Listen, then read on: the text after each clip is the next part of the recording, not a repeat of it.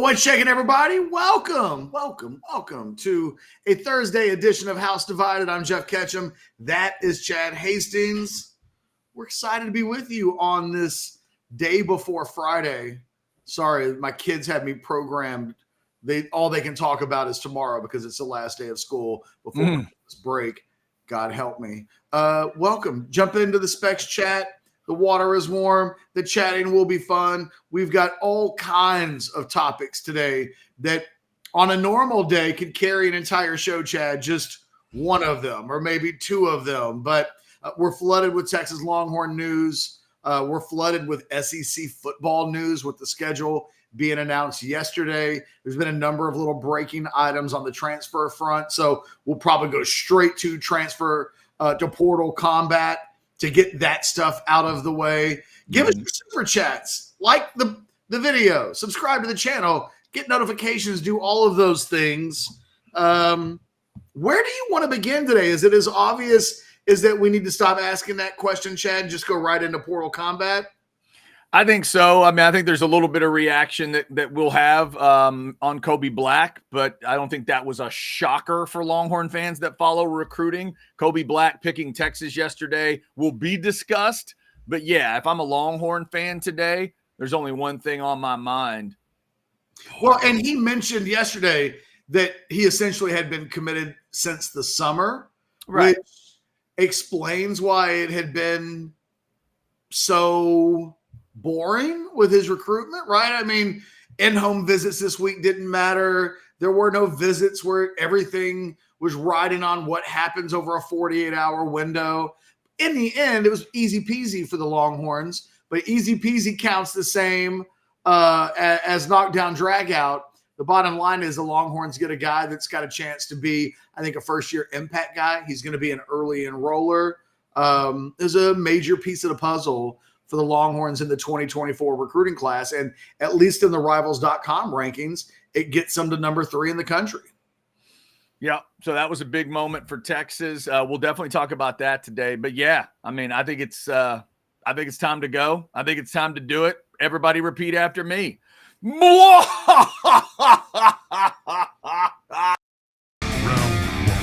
fight. Get over here. Finish him.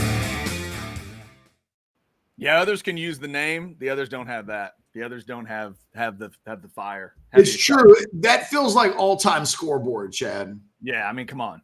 If you're gonna do it, you got to do it. You can't, because you could say it, but not everybody can. Portal combat. Not everybody can do it. Not everybody can do it. All right, Ketch. If I'm a Texas fan today, I want to hear about 2 names. Let's start with the Andrew Mukuba thing, the stud safety out of Clemson. Is he visiting or is he not visiting? What are we hearing? Well, Andrew texted back and forth with Orange Bloods' Jason Sukumel yesterday. He's been pretty great of all the guys in the portal. Andrew Mukuba may be like my favorite recruit because he's been really responsive towards like, hey, here's what's going on. He is visiting Texas this weekend.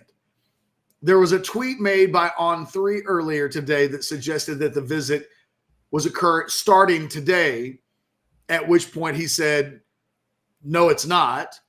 And that caused a little bit of, well, what does that mean? Does that mean he's just not visiting today, but he's coming in tomorrow? Or does that mean I'm not visiting at all and my plans have changed and you guys are all wrong? As it turns out, he is visiting. He's just not visiting today. It was one of these, aha. Yeah. He got the reporter. The reporter got it wrong. It wasn't a visit that starts today. Although, I swear, I thought Sukumel told me yesterday that he said the visit started today. Who knows? The bottom line is he's still coming into town. Yeah. I think all expectations are that he's probably going to – him visiting this weekend is a big tell. And as I reported last night, and I can't remember if we had this on the show yesterday or not, yesterday's kind of a blur for me, Chad, after my – like 7 hours of showtime. I don't quite remember when I said certain things that I said. Right. But I think from what I was told, the academic hurdles that might have existed with regards to credits and what does he do and what does the school do? I haven't been told what the resolution was, but it sounds like it's no longer an issue. So the Andrew Mukuba sweepstakes, the recruitment, it continues on. And I think all signs right now really point towards Texas. Yeah, and it is as a detail fan, I appreciate that level of detail that he saw it and he thought, well, that's not right, so I've got to try to clarify. It's what you would do on the show to me if I said the wrong name, the wrong town, the wrong team, he's just correcting for the record. Well, I mean, I think a lot of people, and you and I are among them, we believe in those little details sometimes, because I'm a firm believer in, if you're talking to somebody and you miss a detail in the beginning of your thought, they may not hear the rest of your thought until you correct the detail, right? Like it just doesn't Yesterday we were talking SEC schedules. You said Big 12, understandable, because Texas has been in the Big 12 forever. But it distracted me enough that I thought, okay, let me just say it real quick. And then we said SEC and moved on. I would have been thinking about that the whole time because I'm that level of OCD nerd. So Mukuba's just making sure we're all straight. And by the way, Ketch, everybody that I've ever dealt with from the LBJ side of things, I got to call a couple LBJ games. I guess it would have been last season with his brother Fatu. Everybody has nothing but good things to say about the Mukuba family. The younger brother was nothing but respectful and cool to deal with and fun to deal with. I hear nothing but good things out of LBJ people about the Mukuba family. They love him to death. No, and I think, in the end, this will be from a local side. I think it'll be a great story, him coming back home. He wanted to get away from home. He wanted to go to Clemson initially. And, it wasn't like the biggest recruiting loss of all time, but it was one I think the Longhorns would have liked to have won. Now he gets to come home. Now the Longhorns kind of potentially get their man. And I think, he's viewed it. I've said it since he entered the portal. He would be starting in the Sugar Bowl for the Longhorns right now. And I think he'll be an obvious starter. I think you're probably putting him next to Derek Williams. Maybe he plays a little bit of nickel. I think he's better suited at safety. And you've got, I think, more guys right now that can absolutely play nickel. You'd have Jalen Gilbo coming back, among others. So I think the more urgent need, and I think as evidence right now with Derek Williams out, who do you pair with Jaron Thompson, who won't be here next year? Jalen Catalon's already entered the portal. You weren't counting on him anyway. Keaton Crawford is a guy that's going to see some snaps at safety. But boy, has he scared, I think, Texas fans and coaches and players at the same time. A few times in coverage this year, not exactly the guy that wins all of his coverage battles. So, I think that this would be a major addition, and it's just too bad he can't play in 18 days because, like I said, I think they could really use him against Washington. Also, and I apologize if you mentioned this detail earlier, but just again to clarify for Texas fans, I believe it is also true. At one point, there was a story about Mukuba and a visit to Oregon, but yesterday I believe that was clarified too, correct? That he does not have a trip to Oregon, or a visit to Oregon planned this weekend. I hate to keep calling out the same On3 guy, but he's the guy that reported that Mukuba was going to go in along with Kobe Savage, the Kansas State safety, and the quarterback. Who am I forgetting? Who's visiting Oregon this weekend? We talked about it yesterday. Not DJ. Moore. Dante right? Moore, right? Yeah. Moore. So that was reported pretty right before we went on the air. Mukuba, again, has been pretty easy to get in touch with. I don't know what that Oregon visit was. The thing is, these guys, the coaches and the players, I've had this week for the coaching staff described as like batshit crazy. There's so many guys they're trying to evaluate in real time. They're trying to who do you prioritize? who's maybe coming into the portal but isn't in the portal yet? And do you hold off on maybe woulda, coulda, shouldas for somebody who's available right now to visit? Mukuba, again, there were, as of Sunday night, some concerns just about how many hours can transfer over and what it would mean to him. And it was just something that needed to be worked through. My guess is Oregon might have been the backup that, look, if this Texas thing is just not going to happen, I need to do something. And it may just, these are sliding doors to some extent. But every time that we've reached him, going all the way back to last week when he initially told us that he would be visiting this weekend, that's been the plan. And only for a moment yesterday when we saw that report from another network suggesting that he was going to be in Oregon, did it start to feel like, oh man, I guess maybe they're not going to be able to work through the stuff that they need to work through. And this is what it's going to look like if it's not Texas. I think we now know Oregon's probably the team if for whatever reason it doesn't happen this weekend for the Longhorns. And I think there's a very good chance we're talking about Andrew Mukuba being a Longhorn on Monday morning. But if they're not, it would have looked like Oregon may be a team to keep an eye on. A decision has to be made next week before the window closes if he wants to do it in the month of December. So a lot's going to happen between now and let's say December 20th. It'll be something to watch. I think this thing gets taken care of, though. So we're talking some portal combat to start the show off today. Thanks to almost 260 folks that are already in that Specs chat. We appreciate it. Ketch, before we move on, I just need a quick clarification of what I'm seeing in the chat. Is this some sort of chat language that I don't understand? Multiple chatters have just sent a period. What does that mean? Is that like a code of some sort? Do you know what that is? Blake, the super producer, can you help me? Stop putting them up. They're just having some fun in the chat, guys. Is that just it? We're just having fun with punctuation. A chain of periods so that it looks like they are dominating the chat.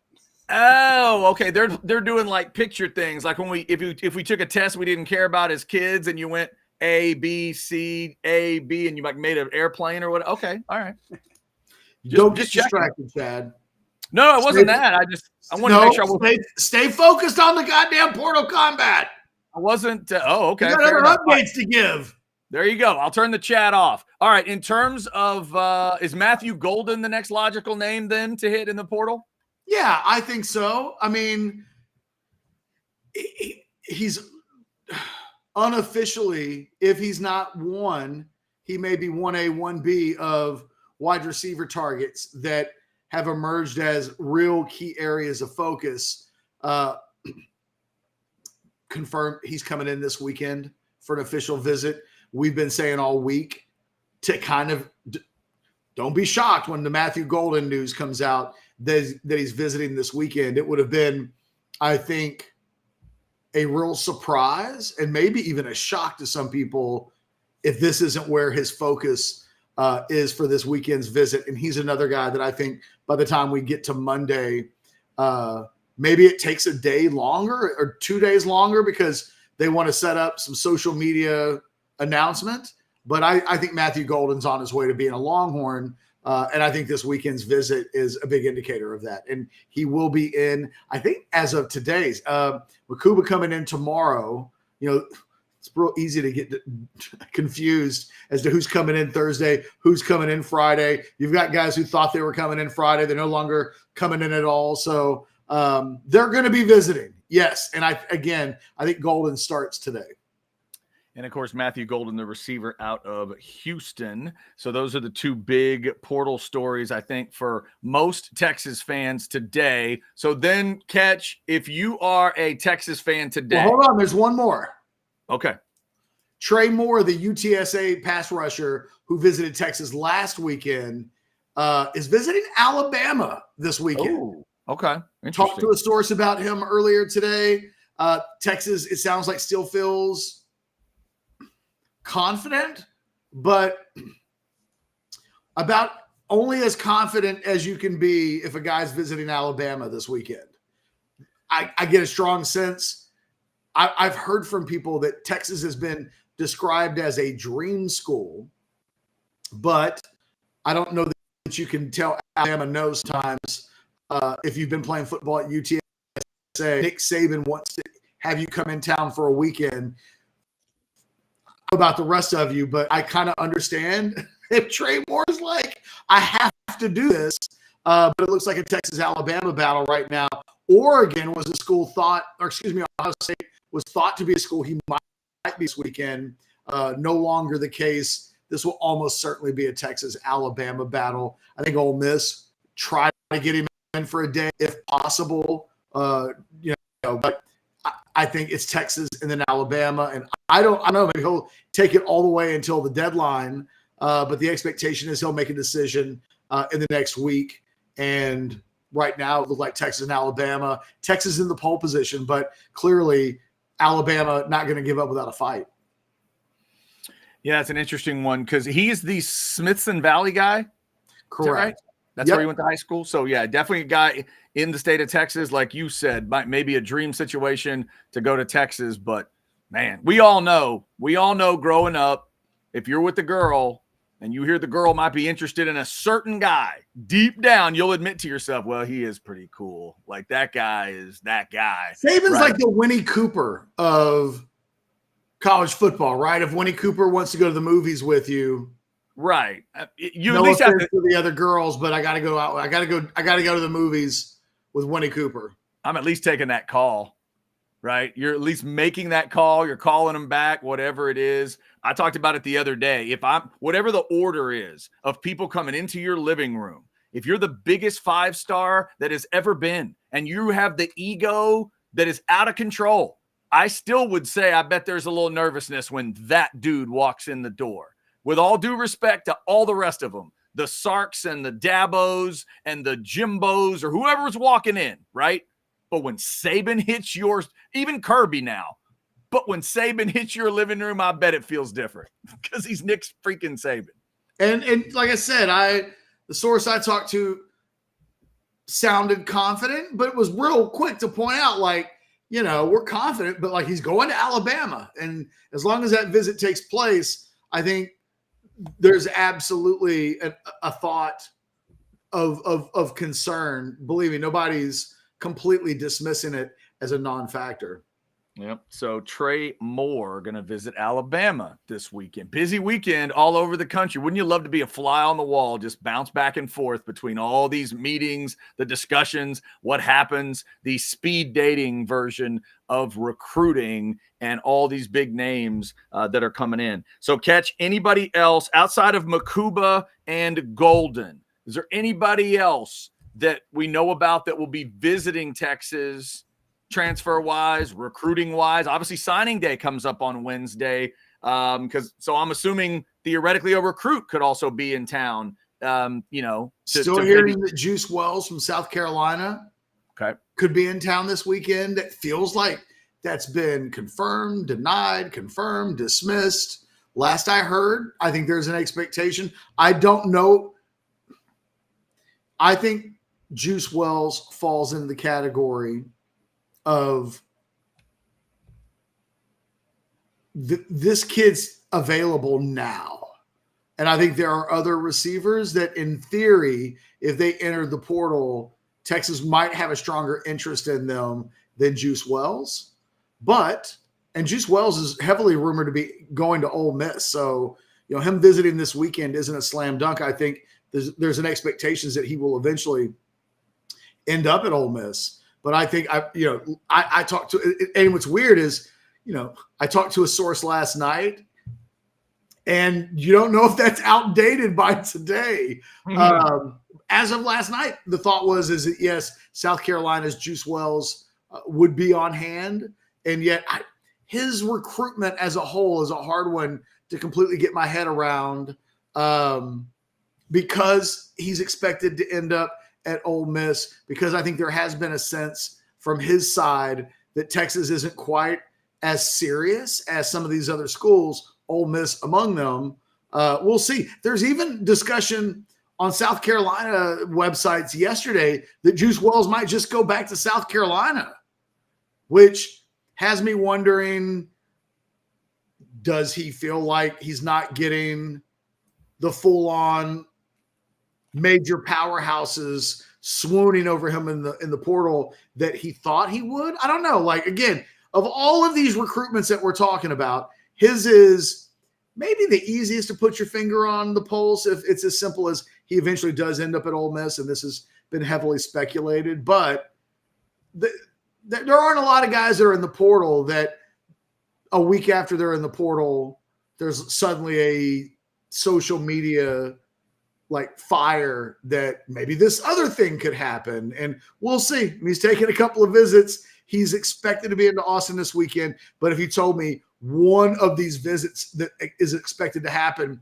could fall apart, I think it would be that one. We do have a super chat coming in along the portal lines and might lead us back to a name we've already mentioned. Brandon, $5. Any interior D lineman showing interest in Texas in the portal? Any updates on the defensive side, Ketch? I know we mentioned a guy from Houston yesterday. Not really anything of substance. I've been told that there's some levels of communication taking place with some interior defensive linemen, but nothing has popped up as truly newsworthy or something that I think you would look at and say, this warrants having in the show. Yeah. Yesterday's name is Jamari Caldwell, the D tackle out of Houston. So while he is in the portal, there's no thought that Matthew Golden and a D tackle are going to be visiting this weekend to Texas. Golden, yes, but you're saying Caldwell at this point. Exactly. No defensive tackle coming in this weekend, but like the ears are perked, the eyes are open. Anything can happen, including more people entering the window. Like I continue to state this every day. There are things that we don't know about that haven't revealed themselves yet. And we talked about the situation with the Oklahoma offensive lineman earlier this week as a prime example of that. There will be names that enter the portal in this last week. Those names have to make a decision quickly as well. But usually the guys that wait until the end to announce their names in the portal, they've got it figured out long before they do.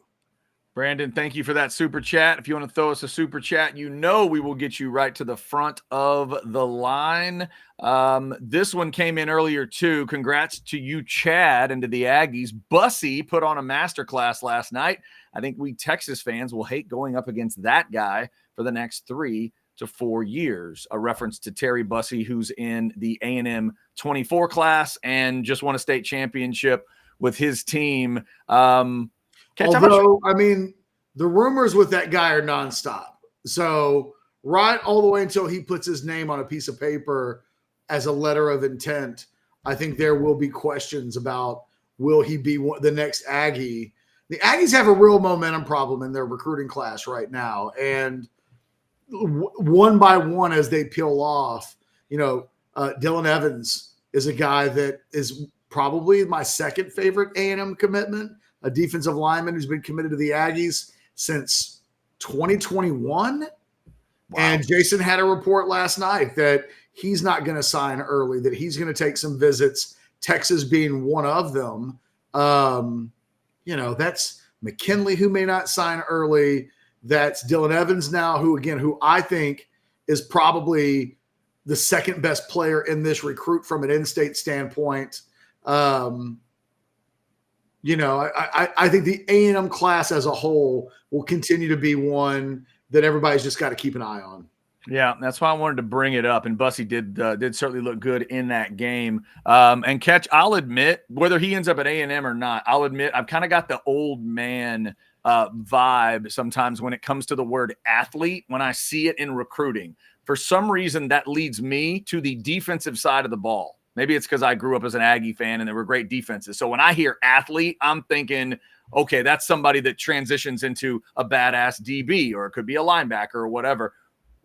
I'm not sure if we've talked about this on Bussey. Obviously, people just saw Bussey as like a stud quarterback in a championship game. Is that what he is for you at the college level? What is the perfect version of Bussey in college? It's a great question. I go back and forth. I think I probably prefer him on offense more than defense. because I think he seems like a guy who makes more difference-making plays on offense than defense. Maybe that's because he is the offense. Yeah. You know what I mean? Like when you Yeah. touch the ball on almost every single play at that level, it feels like you're borderline Hercules. Yeah. And at I that think- level is a key phrase there, because that's another reason I ask, right? This is a lower level of high school football where you can see men, man against boys, and it can kind of cloud your judgment, I think. Well, and I'm always one that's more transparent about it's a red flag for me for any. We talk about it with Ruben Owens, right? Is he this great, or is he this great against a level of competition where he's the only D1 player on the field? And I'm always going to have some concerns about a guy, and some of this stuff, what part of the state they come from, not so much an issue with Bussey, but, I think about who was the kid that came out of, was it Toya Jones back in the day? Yeah. Had a very similar profile, but also played a smaller brand of high school football, even when they're great athletes like Toya Jones was for Texas A&M. And this is a dated reference for you kids out there. But, one of the original kind of 5-star, high 4-star type of players, but with a profile of small level of classification. How does his athleticism and just competing against guys exactly like him, it's something that I worry about. Like I think that it always the jump in classification is always a monster for all of these guys. It's different when they show up at 18 and suddenly they're competing against 21 and 22-year-old men who were exactly like they were 4 years ago, right? So sometimes it takes a guy a little bit longer to make an adjustment than others. Sometimes guys make the adjustment super fast. Quan Cosby. Now, his profile also screamed just like Terry Bussey's. He went to a Class 2A school, quarterback, running back. He and his twin brother were like a 2-man wrecking crew at Mart. But then he signed baseball, and he waited 4 years before signing with Texas. And then when he signed with Texas in 2005, he was a grown man who'd been a professional athlete. And it was not the same thing completely as coming from Mart. But there are examples that go both ways. More times than not, they don't pan out than they do when making this big of an adjustment. But yeah, I mean, Terry Bussey's a guy that I'm okay with people who have him rated as a 5-star. I would probably rank him as a high 4-star. We're somewhat splitting hairs. I think he's a super blue chip prospect. He's one of the 10 best guys in the state of Texas. He's incredible right now at this level. And if you watched last night in the Texas high school playoffs in the state championship game, you can see why the fuss is there. He dominated that game, and he's a special high school prospect. Yeah. Speaking of special high school prospects, if you are a Texas fan, I think I saw the schedule right today. Saturday at 3 is the Duncanville championship game. I can't wait. If you want to tune that one in, you'll see Colin Simmons and Alex January on the same defensive line for Duncanville. So if you want to get a peek in on that, Saturday, 3:00, Duncanville going for the title. And Chad, even more than that, the chance to watch when the Rivals.com updated rankings for 2025 came out. So next year's recruiting class. Right. When that was updated this week, you've got the number 4 player in the country, DeCorian Moore from Duncanville, a wide receiver, going up against the number 5 player in the country, a cornerback, in Devin Sanchez from Galena Park North Shore. Those two dudes are going to be matched up all night long, all game long. It will be the single best corner versus wide receiver battle in all of high school football in 2023. It reminds me when I was like right out of high school. Chris Clack was playing at Anderson and Chico Vasquez was at Reagan. and they had a basketball game, like a district game, that was played at the Burger Center, and tickets were going for $100 to see, the two guys. And I remember how exciting that was. And they weren't the two best guys nationally. I mean, this is a one-on-one battle that might be talked about for a generation of, remember that time we saw these two guys play each other in a state championship? They both project as potential first-round draft picks in 3 to 4 years. So Mark sent us a super chat. Mark, anytime we get one of these, we thank you for it, but we also ask if you had a question you meant to put in there and you hit, enter too quick, please let us know. Thank you for the $1.99 super chat if that is all it was, but let us know if there's a question that goes along with it. Just to finish up on Bussey, somebody did point out he did put an A&M sticker on his helmet after the game last night. So pretty locked that he's headed to College Station. Too broke? You might be right, but you never know. And then, Ketch, you just mentioned Sanchez. Multiple Texas fans jumped in to ask, would Devin Sanchez ever give Texas a chance? That from Jerry. I mean, this time a year ago, it seemed like Texas was at the top of his leaderboard. And then something happened, and he just wasn't feeling Texas at all. He's been to Ohio State 3 or 4 times. They're the perceived favorites for him right now. The Longhorns have a lot of work to do to get in with Devin Sanchez. Thank you for that chat. El Presidente sending us a super chat. Not that one. That one. $9.99 from El Presidente. Guys, give us your 24 predictions for SEC schedules. I have Texas 10-2 back in college playoffs, and A&M 6-6. Thank you, El Presidente. I hadn't thought about it yet in terms of a record, but we could certainly do that. Ketch, you got any of those thoughts, or do you want to save them for later? Well, I mean, it's probably a perfectly fine time to transition into a little conversation about the schedule. What were your initial impressions? I feel like, I don't want to say I did it on the Outsiders last night, and that means I don't have to talk about it today. But the schedule wasn't something that we really spent a lot of time talking about last night on the Outsiders. Before I go, and I'm with you, I know it sounds crazy, but I literally haven't looked at schedules and started doing wins and losses. I mean, maybe, I don't know. I haven't sat down and thought this is my gut instinct on a record.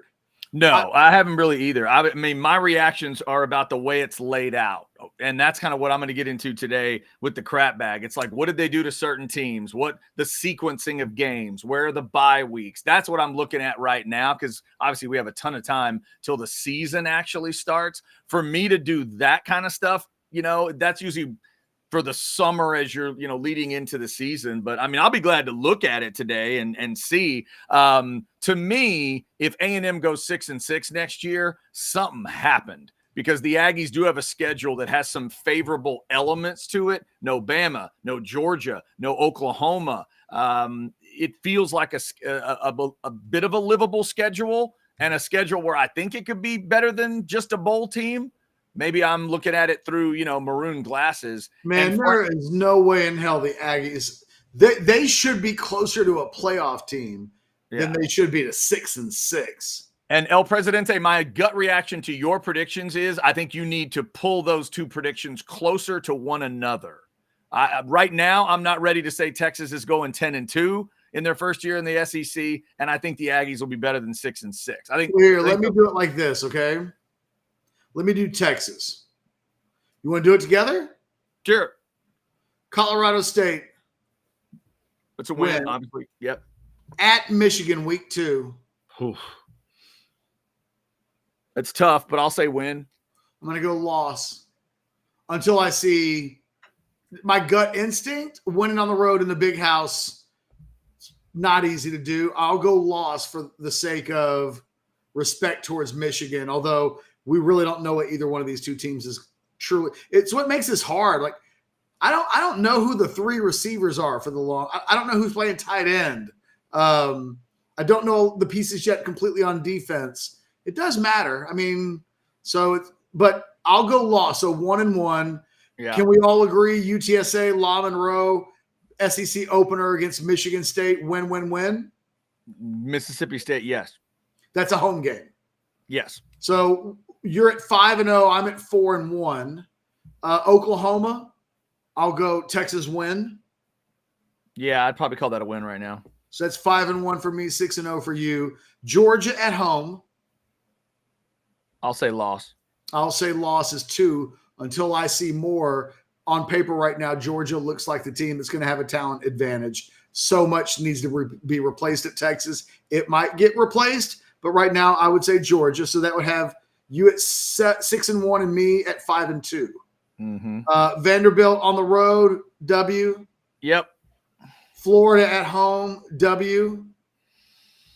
Yeah. So you're at 8-1. I'm at 7-2. Yeah, I'd be at 8 with 3 games to go. So that's getting right into El Presidente's realm. I have no idea what to think about Arkansas and A&M. But I would say this: split them and not have any idea how that goes. That would have me at 9-3. If we split them and give Texas the benefit of the doubt against Kentucky, that would put you at 10-2. Yeah, I think 9-3, 10-2. I guess it does. That does make sense. And then in terms of A&M, Notre Dame, you'd call that a win or a loss at home? A loss. Right now, I'd probably agree with you. McNeese is a win. That's 1 at Florida. Well, that's an interesting game. I tell you what, I'll give them a win. It's on the road.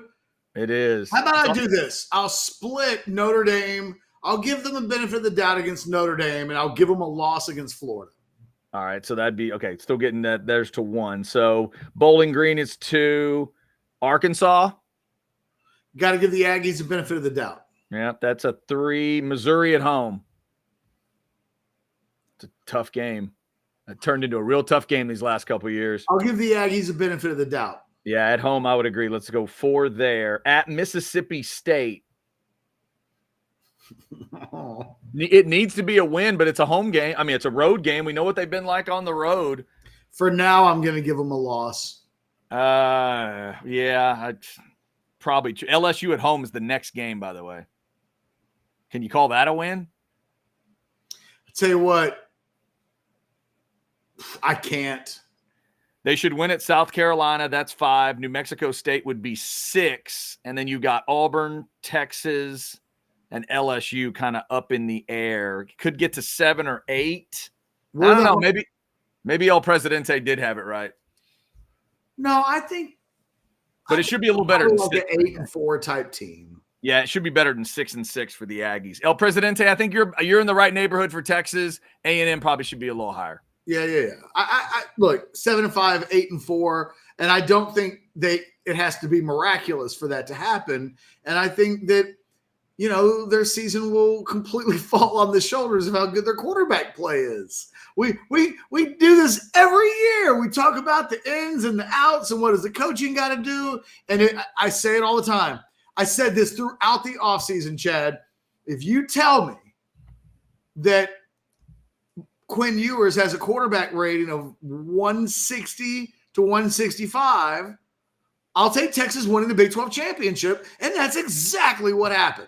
Mm-hmm. And if you tell me next year that Connor Weigman stays healthy and has a quarterback rating in the 160, 165 range, that's a 9-3 kind of, and looking at their schedule, maybe even better type of record that a quarterback like that should produce. If that kid's sitting at a 160, 165 season rating and they're 8-4 or worse, then something really did go wrong, because you're getting that this year would have put him in the top 10 quarterbacks in the country from an efficiency standpoint. It would be better than Michael Penix. And yet, what did he finish with? Do you know, Chad? Michael Penix on efficiency? No, Connor Weigman. I don't know. Let me look it up real quick.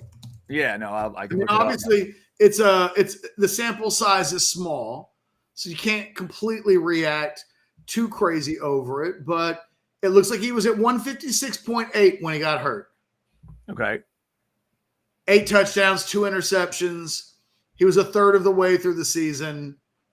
He, it's not crazy to put him at 160 or 165. And if it happens, I think A&M should be a pretty good team.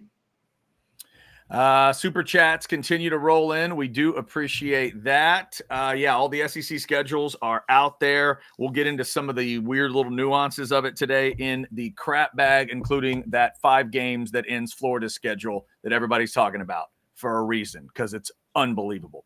We'll get to all of that. Quick shout out to Specs. The Specs chat is full up. Not full up. There's always room, but 430 or more. Not full. Sorry. It is got 430 folks in it is what I'm awkwardly trying to say. Let's give Spec some love and play the 15-second thing. That's what I'm trying to say. Damn it. Come on. No matter what you're needing, Spec's same-day delivery can save the day with our Spec's app or online shopping. From world-class wines to hard-to-find spirits and craft beers to gourmet foods, delicious snacks, and spectacular sweets. It's Spec. Cheers to savings. Always encouraging when you can't do the one part you are counted on for. All right.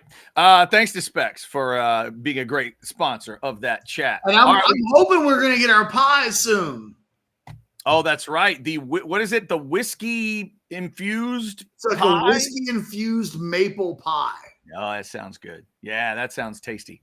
I will take that pie over to like Christmas dinner. It might be the only way I can get my mother to consume alcohol. That's what I'm counting on this Christmas. Oh, yeah. My mother is not an alcohol person at all, but if I tell her that alcohol was used to create an incredible pie, she may be in. You know what that sounds like? It sounds like when people are like, weed is bad, but I'll have one of those chocolate chip cookies with the if you want to let me have a brownie, let me tinker. Let me see what's up. Yeah, now that might be a bridge too far for my mom, but I think we can work on the pie. I think we can work on that one. If the Road Shop sent us some Rogie brownies, she wouldn't. No. Because let me tell you my experience with non-pot smoking grannies who accidentally eat edibles. Yeah. I have a friend, my former dealer, wow, who made his yearly Christmas edibles. Mm-hmm. His mom comes over to the house and just sees a bunch of cookies, and she got after them. Nice. She got super stoned, like so stoned that she couldn't move. Wow. Like, like 70-year-old woman trying pot for the first time, and she got laid on her ass, right? So the next day, she was pissed. She was so mad at her son. But 2 days later, after she told the story to a number of her friends, and they all died laughing at the fact that Granny got stoned on edibles, it became like her favorite story to tell. Like she loved, my boy would tell me, like, my mom can't stop telling this story about the edibles. And then number 2, after she told all of her friends about the edibles and where she got them and how it happened.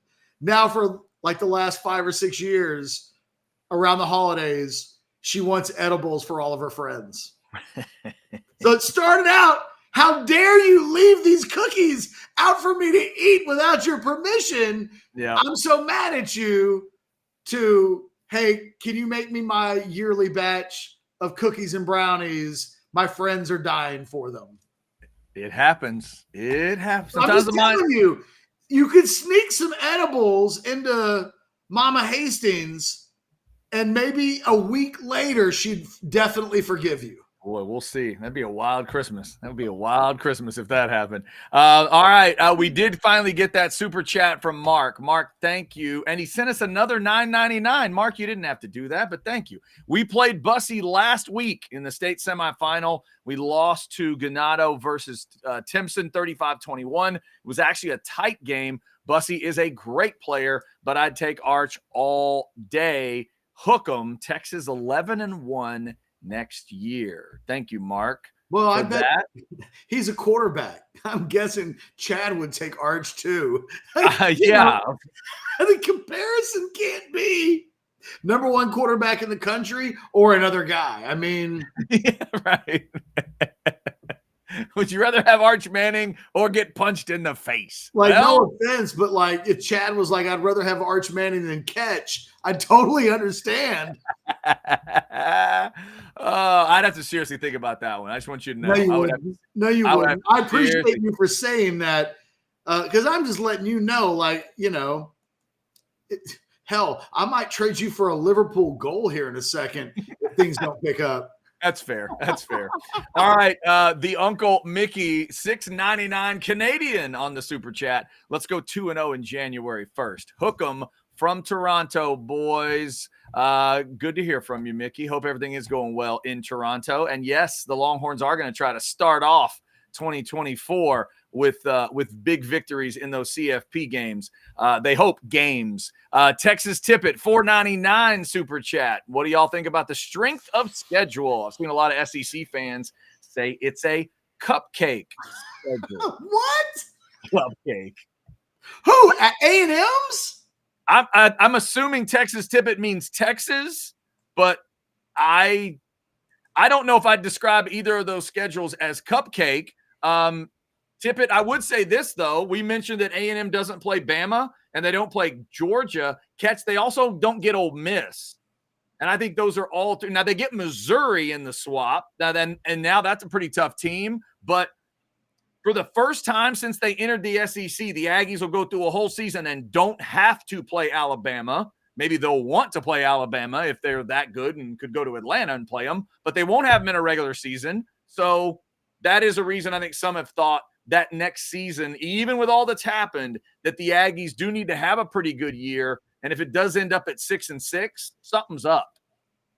Well, from a Texas perspective, let's just talk about this for a second. And it's why when we just kind of skipped through it a second ago and we're talking about, what do we think the record's going to be? September's probably the easiest month for Texas. Mm-hmm. And yet that includes a game at Michigan. True. That's your easiest month sees you go into the big house week 2. Yeah. I think the easiest way to me to explain an SEC fan, I think would explain it this way, Ketch. They don't go to any legendary SEC venue. No, it's true. But in October, they go to a legendary college football venue. They get a bye week. Then they go to the Cotton Bowl to play Oklahoma. And then the next week they play Georgia at home.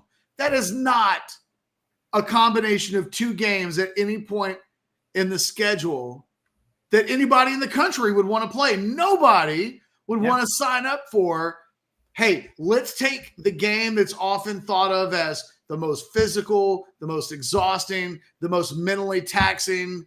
It's one of those that you sometimes put a bye after, and if you lose, it sucks. But if it wins, it's much needed. You play Oklahoma week 2, and that is its own thing. And then as soon as that's over, you're playing Georgia at home. It's a 1-2 punch that will be exhilarating in real time, but it's as strong of any 1-2 game punch that anybody in the country will play next year. Back-to-back, Alabama, Oklahoma. That's simply not easy. And then November for me, this is where I think SEC fans will look at the schedule and think that Texas got away with one, but Florida's going to be a massive game, Chad. That's the first time Florida will be coming to Austin. And even though Florida might be down, they still have a big sticker price. Yep. That will be viewed as a major SEC game. Probably the second one on the schedule. When we rank games next season at home, SEC home games, Georgia's the runaway number 1. Florida will be number 2. So that will feel like a massive event. And the next week they've got to go to at Arkansas. And SEC fans probably look at that and go, that should be an easy win, because most of the time it's not Texas going to Vietnam. That's not what these other schools, it's not what they go through. It's not what that game is. It will be the Arkansas Super Bowl. It's a lot like Tech going to Lubbock, but even worse. Whatever Tech going to Lubbock is, Fayetteville has always been worse. Yeah, way worse. Way worse. With all due respect to Lubbock. Yeah. The Lubbock folks are at least civilized. It's what I tried to tell Anwar before that game was being played in 2021, Chad. He's like, that's a W. And I'm like, Anwar, I don't know. All I can tell you is when Texas goes to Fayetteville, that place becomes something that it otherwise isn't for the rest of the schedule. Yeah, and that's one of the things the SEC did to Texas that I thought was interesting, Ketch, was how close those two games are together. Yeah. Oh, and by the way, Arkansas gets a bye week before that game. So they rested up for Texas coming to town as if it needed that. You noted that, and that is the most, I think that is easily the most important who's coming off of a bye for Texas, because I couldn't find another impactful. It's the only one, Chad. Yeah, it's the only one. Oklahoma comes off of a bye, but so does Texas. Right. So they match those two up. That is a big one to point out. But the fact that Fayetteville and College Station are that close together and there's not a pillow in the middle, whatever Kentucky's going to be, they're not a Western Carolina, Chattanooga, whatever. So you got to end that way. You got to go at Arkansas and everything that it will require. Then a home game against Kentucky, which who knows? Are they fighting for a bowl game at that point? Are they a pretty good team? It'll be a free throw. It won't be a layup. Yeah, right? I mean, you should win it, but still could be tough. And then you turn around and go to College Station. There's a certain emotional toll that's going to take on Texas, and we'll see if they're ready for it by the time they get there. Because I think that's 3 massive games in the way that they'll be treated in the month of November. The Florida game will be viewed as a massive home game for Texas. Mm-hmm. They've never come through town. I've been covering the program for over 30 years. Florida's never happened. That will be a game that will be high-priced, highly anticipated, no matter what Florida's record is. It'll be like, this is the kind of game that we were hoping to have when we went into the SEC in the first place. And then that Arkansas game follows. And then Kentucky feels like the ultimate trap game because it's sandwiched. The fact that it's in Austin makes it even it makes it even more of a trap game. You can see Kentucky showing up, throwing caution to the wind. What do they have to lose? And emotionally, it's coming off of that, whatever Florida is, on the road to Arkansas. And as soon as that game ends, the A&M discussion will begin for 2 straight weeks. Right. And they'll be playing Kentucky while everybody's asking them about A&M. And all I'm saying is, look, Chad and I both kind of ended up in the same place, 9-3 versus 10-2, right? I mean, that ultimately came down to I gave Michigan the benefit of the doubt. That's sue me, right? 9-3. All I'm saying is it's not a cupcake schedule. All I'm saying is in every month of the schedule, there's a bear that's going to have to be wrestled. And that's not what a cupcake schedule is. Well, this is the other thing I would say, Ketch. Overall, I'll admit I haven't stared at every single graded all 12 games for all 16 teams. I thought the SEC was cruel but fair to everybody. I didn't think there are moments where you could say they were a little nicer to this team or whatever. But as I'll point out at 2:00 today, there's a big moment where they didn't do Bama a favor. And I think there's moments where they say to all these teams, this is a new SEC, and you better be ready. And we've got to try to – but no back-to-back roadies for just about anybody. Like they're going out of their way not to have back-to-back road games, to spread out some of your tough games. Play one tough one here, and you got to wait a little while.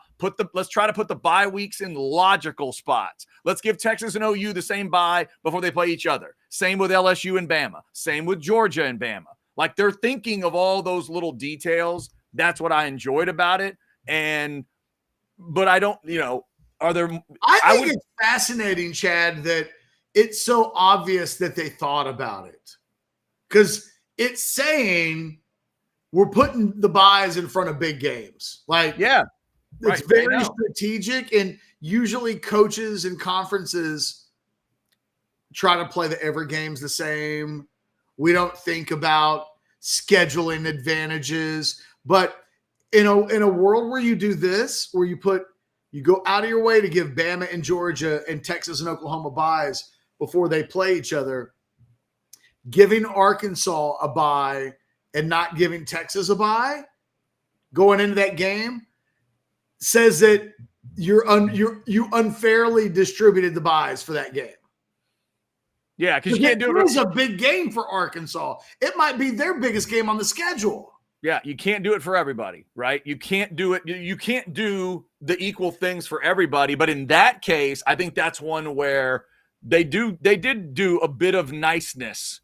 They gave Arkansas one. They said, hey, yeah, we know how fired up you are. We know who you will have played by then. Like they'll have faced LSU by then. They'll have faced a couple others. But we know you want that one. Here's what we're going to do. We'll give you a bye, but they won't have one. Like, it's a big advantage in that going into that game. And when we talk about the difference between 9-3 and say 10-2 next year, and let's say that's Texas beating Michigan, right? Mm-hmm. That game is going, I don't care what anybody says, that game is going to be scratching and clawing. Hell, in 2004, a team that won the Rose Bowl and went 12-1 and was generally regarded as one of the best Texas teams in modern times, they went to Arkansas and played a bear of a game that, required Larry Dibbles to force a fumble in the final 2 minutes for them to kind of get out of Dodge. Like, it's that game, Arkansas and Texas in Fayetteville, more times than not, is going to be a fist fight for 4 quarters that takes its toll. Yeah, it'll be nuts. It's going to be nuts. And then when you put that, like, eventually there'll be a different feel for what Texas in College Station is going to be again. But the first one back in 2024 is 2 weeks after you go to Fayetteville for the first time since 2021, but as a conference opponent since whenever that was. Wow. I'm not screaming uncle. I'm not saying, oh my God. All I'm saying is, it ain't cupcake, okay? Yeah, well, and that's a thing, Ketch. Like, you'll hear me say this throughout this time, which I hope rolls into long into this SEC run. There are times when SEC fans will bow up, and I agree with them. Then there's times they complain, and I need them to just shut up. Like, they spend so much time getting into all these dumb little arguments about who's got a cupcake schedule or who's got this or who's got that. And on some level, you just got to play some big boy football. Again, I thought they were cruel but fair, and you got to take advantage of those years when you don't have certain big dogs on your schedule. So we're about to watch. Chad, if an Auburn fan looked at their schedule and said, okay, final month of the season, Auburn plays Florida at home, they're at Arkansas, Kentucky at home, at A&M. An Auburn fan would look at those 4 games and go, okay, might not be a ranked team amongst any of them, right? Right. Yeah. Look at that and go, yeah, we can do that. Yeah. But those 4 games aren't the same for Texas. Yeah. No, it is. Yeah. There's a different vibe depending on who it is. Also, there's a message that's been sent late in November in the SEC that's never been sent before, which is everybody doesn't get to play those soft November games. Everybody just doesn't get to do it. And that's another interesting part of the schedule. There's a lot of fascinating stuff, I think, that's in there. Some of the stuff Oklahoma's got to deal with in their first year in the SEC, I think has some toughness to it. So I think both sides of the house divided have their challenges. There's parts of it that are livable, but there's also parts of it that are going to be pretty salty to deal with. All right, so we've crossed over 1 o'clock. We do have one more super chat that I'm seeing, interestingly, that involves an Aggie, or at least I think he's an Aggie. Catch. Barb's $4.99 super chat. Didn't Evan Stewart put recruits on notice about the cash he wasn't getting at A&M? Why isn't he up in that portal by now? Still not, right? I mean, that kid, I've said it the whole time that we've all been talking about Evan Stewart. He beats to the path of his own drum.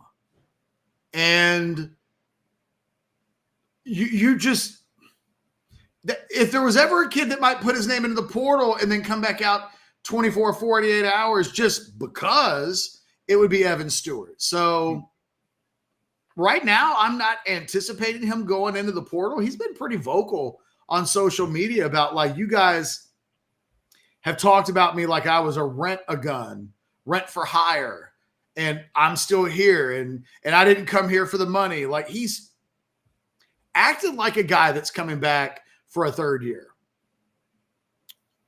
I would hope that is the case. We'll see. Barbs, thank you for that. Myself and all Aggies are hoping that is true, but we will see. Thank you for that one.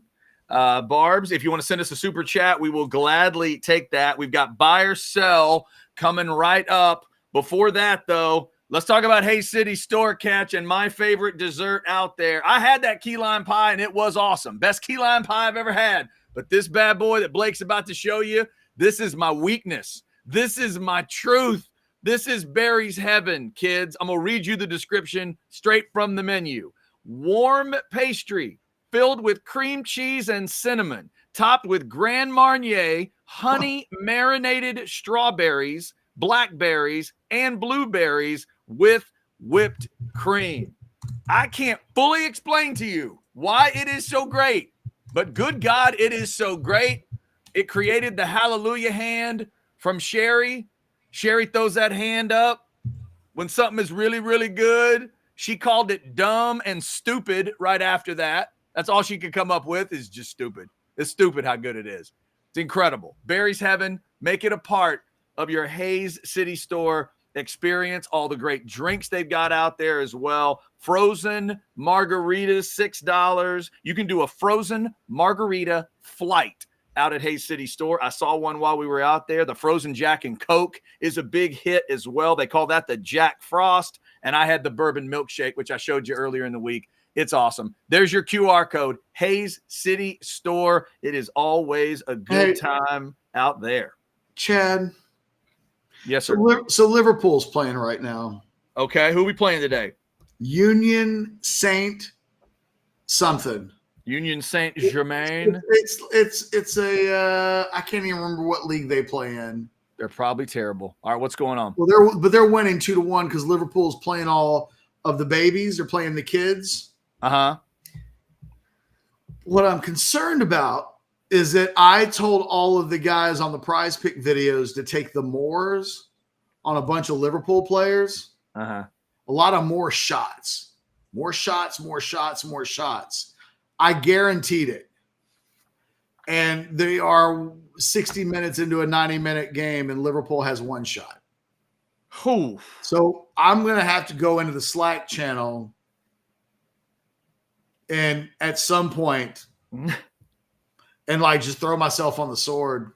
Like you need to do it during the show, you're saying? It needs to be the thing is, like, I'm watching. I'm not looking at you right now. I'm looking at the game. Right. You haven't seen. I'm multitasking. Right. I could have been totally naked for the last 12 minutes. You wouldn't have known. Yeah. Yeah. Okay. Fair enough. Hey, you know what? You could. People could be going. Thing. I'm not looking at the chat right now either. Like, So anyway, and Liverpool just gave up another goal. So now it's 3-1. But the main thing is I told everybody to gamble on Liverpool, and that has proven to be disastrous. And I spoke with such confidence that, yes, during the show, as a matter of fact, let me just get it over with. Let me just go over to Slack real quick. Mm-hmm. Sorry. You're going to have my keyboard. Oh, man. My wireless keyboard's not working. By the way, Brian Jones, CBS Sports, coming up at 1:20 to talk some college football with us. Okay, I'm good. I handled it. Okay, excellent. Reaction to SEC schedules, Texas and Washington thoughts. That is all coming up at 1:20 with Mr. Brian. This is proof once again, though, that when I do a show with you, Liverpool doesn't play well. Interesting. So from now on, when Liverpool has a game, you're just going to duck out and not do the show? Is that what we're going to have? You're going to do it for luck? Your mojo exit? You know that I have, like, once a month, I'll take an administrative work day. Uh-huh.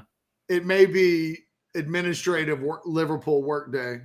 That's fantastic. I'm just transparent. Okay, so here's the thing. I did send, while we were doing all of that, though, I finished my last, and I am looking at you right now. Blake, you have my super chat question? You got my buy or sell? Okay. So I can go first. You can go first today. Your call. Why don't you go first today? All right. Buy or sell number one. We're playing buy or sell. Arch Manning will be required to play at least one snap if Texas plays 2 playoff games. Arch Manning will be required to play at least one snap in the next 2 games. I'll stay positive and I'll say sell, because if they get 2 games and if they go the way they want them to go, you're going to want to let Ewers finish those things out if it's ceremonial, or he's going to have to finish them if it's football wise. So I'll sell. Okay. That could have just as also have been, his helmet came off, and you could have been right. Yeah, I was just trying all scenarios. One play, but you're going to sell. Okay. Buy or sell number 2. Where are your badass Aggie transfer reports? Where's your super badass Aggie transfer report? That is not a buy or sell. What do you mean? Are you directly asking me a question? I don't understand. Like, you want to know where they are. Oh, I see what you're saying. Okay. I mean, yeah, buy. I've been saying it for the last few days. I want something flashy. I want something interesting. Signing day better have a couple, a couple moments, but I definitely haven't seen anything in the transfer portal coming in other than, a Kansas State cornerback. And that's cool and everything, but wow. Yeah. Buy. Are you ready for this next one? I'm not sure.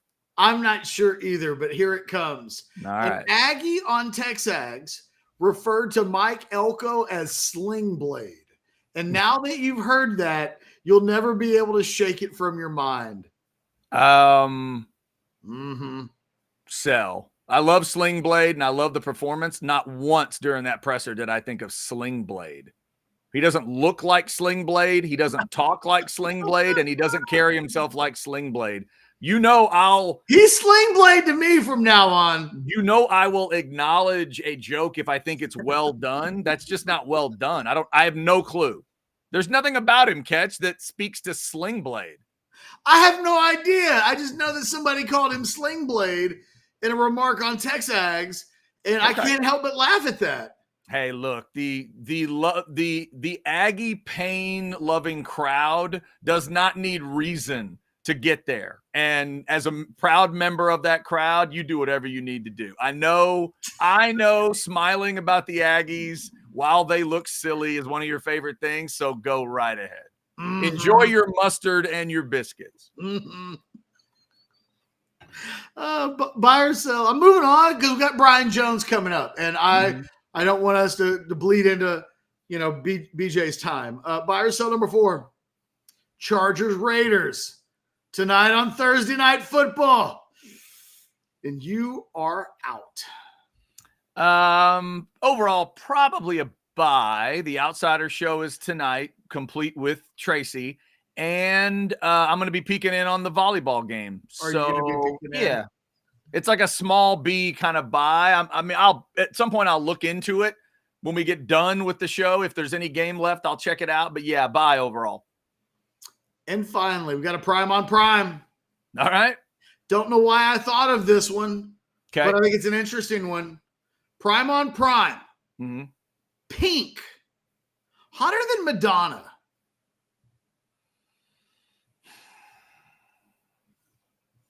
It is a good one. I'm just trying to get Pink swinging from the rafters and her little swing set thing in concert. Madonna at her very best. Yeah, boy, they both have such a great, like, gritty hotness to them. Like you might get hit in the head with a piece of metal, but you enjoy it kind of quality. Not afraid of tats, not afraid of partying, not afraid of, alleys. Wow. I'm going to buy and go with pink. It's close though. It is close. I'm going to go pink with a buy because it's a little more of, it's going to be a little bit more of my thing, I think, than what Madonna would have been in her prime. Okay. Well, there's my five buy or sell questions. I do not have anything of that quality in my buy or sell. I'm just going to let you know. Are you a Pink guy? Have you ever seen Pink live? Never seen Pink live, but I dig Pink. She is on tour right now with a very successful tour. I am not scheduled to go see it, but I do dig Pink. All right, buy or sell number one, Ketch. You were shocked by the timing of Malik's decision, but you understand. Sell. I was surprised. I think a lot of Texas people were. Matter of fact, I think there might have even been a misunderstanding. Not everybody knew or was certainly expecting the news that he wasn't going to be with the team during the bowl game. Everybody knew after this past weekend that he was going to be transferring. I mean, that happened this weekend. Those conversations happened this weekend, but not playing in the bowl game. Not shocked because, even when I heard he was going to play in the bowl game, part of me went, that's ballsy. That's being a teammate because he certainly would at that point wouldn't have been putting himself first.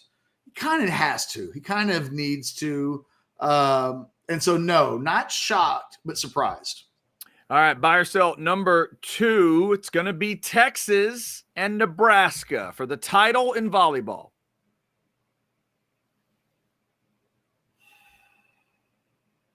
Bye. I'm not quitting. I doubted Texas last weekend. I'm not going to do it this weekend. Fair enough. Hope it is Texas and Nebraska. That'd be fun to see. All right, Ketch, buy or sell number three. Odunze plus Polk plus McMillan equals 20 plus catches against Texas.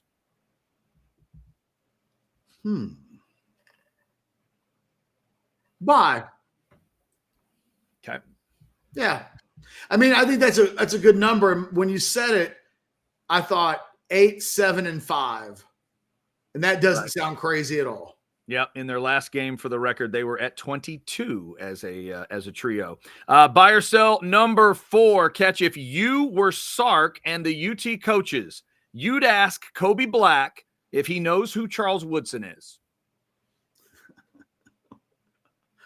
Why? Sell.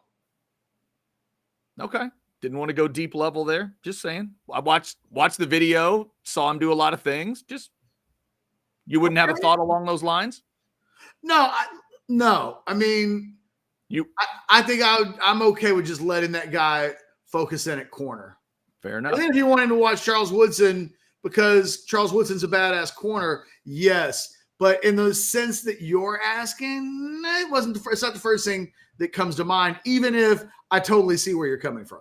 Gotcha. All right. And finally, Ketch, you proved to me that you know both teams. So that's where I was going to go on this buy or sell. I'll slightly change it.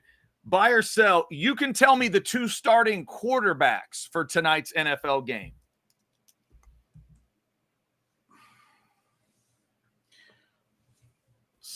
Bobby Joe Haybear, and Todd Marinovich. Oh my God. I don't know that I could. I guess technically I could, but isn't it? I think one of them's Easton Stick. Is that his name? Yes, Okay. I believe so. So it's Easton Stick. And then for the Raiders, is it Nick Mullins? Oh, I don't know. Yes. Are you nodding, Blake? I think I got it. I didn't look that up either. Easton Stick and Nick Mullins. I should have remembered Stick because Aiden O'Connell, damn it. I'm wrong. I didn't think you were right about that. No, I'm wrong. Aiden O'Connell. Okay. Somebody catch Billy Joe Tolliver wait. Billy Joe Tolliver got mentioned. Where is it? There he is. Billy Joe is going to be in the game tonight. Yeah, Nick Mullins is starting this week though for the Vikings. To the Vikings. It's a different team, Chad. It's not just getting your backup scrub quarterbacks confused. I'm so sorry. I am so sorry. I've not had a good day when it comes to remembering really anything. Billy Joe Tolliver. I always contended that Billy Joe Tolliver had more head inside of a helmet than any person I think I'd ever seen. Just lots and lots of skull and face and everything that was just a huge noggin on Billy Joe Tolliver. There was a time frame where he was the best quarterback in the NFL from the state of Texas. Yes, that's true. And it stayed that way for a decade. And then 7-on-7 and just the modern era of the sport started. And now it seems funny that was a thing, because now it's nothing but, very quickly, like Drew Brees got to be the answer to that. And then it's rotated some, right? You've had some Andrew Luck. You had some RG3 there for a while. You've got all kinds of guys from the state of Texas coming in and out. But once upon a time, Billy Joe Tolliver, he was the cream of the crop of quarterbacks from the state of Texas who played on Sundays. He and Cody Carlson. Yeah. And let's face it, it might be the greatest 3-named quarterback ever. Like, I don't know if you get better than Billy Joe Tolliver. Say this about quarterbacks from the state of Texas back in the day. By God, they sounded like quarterbacks from the state of Texas. Damn right they did. You darn right. All right, we got Brian Jones of CBS Sports coming up here in just a minute or two. While we're waiting on Brian, let me tell you about Mulla Heating and Air Conditioning. Make sure your air conditioner and your heater are in good shape this season, and obviously for the summer coming up. For just $39, they'll make sure you're running smooth. That diagnostic fee will make sure you got everything you need. They're not going to throw any hidden fees at you. They're not going to sell you something you don't need, but you need to find out where you are, especially if you might be 5 or 8 or 10 years into that AC system. They've got over 1,500 4.8-star ratings on Google. This is the place that I've trusted for years with my air conditioning and heating needs. You can do it too. 518-0119. You see them right there. The QR code, that beautiful little Scottish terrier that Ketch likes to say looks like a small horse. I don't know his name, but Mulla Heating and Air Conditioning, they will send that van out to you with the plaid on it. They've been doing it since 1977. Check them out. CoolMeNow.com is the website, and you're heading towards the end of 23 very quickly. There's rebates, there's tax advantages and all that stuff if you need a new system, but you got to get it taken care of by the end of the year. So check them out. 518-0119. What's that? You said you didn't know the name of the dog. I don't know the name of their Scottish Terrier. I need to find that out. So let's name him. Look at him right now. Yeah. Does he look like a something? And don't say Brownie. Let's see. Sandman says his name is Scotty. That's their guess. I don't know. I'm not sure if his name is Scotty or not. I've never had a Scottish Terrier. I hear good things about the dog, though. I was thinking. For some reason, I was going to go like Sparky. Secretariat. Secretariat. Real quiet. All right. Maybe that's what it's going to be. All right. We're waiting on Brian Jones from CBS Sports. By the way, they do have a bowl game at CBS, ESPN, and ABC. Don't get them all. CBS will have the Oregon State Notre Dame bowl game on the 29th at 1 o'clock in the afternoon. So whichever bowl game that is, Oregon State and Notre Dame, that's the one CBS will have. So there you Maybe go. it says a lot about bowl games, Chad. Is the Notre Dame quarterback playing, or did he elect to go pro?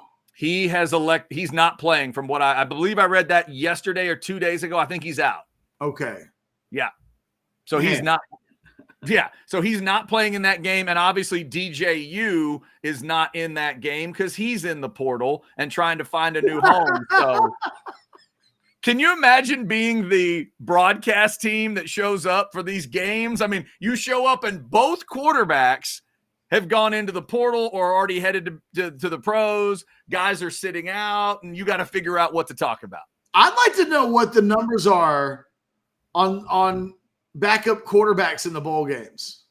It feels like there's a lot of backup quarterbacks playing in the bowl games.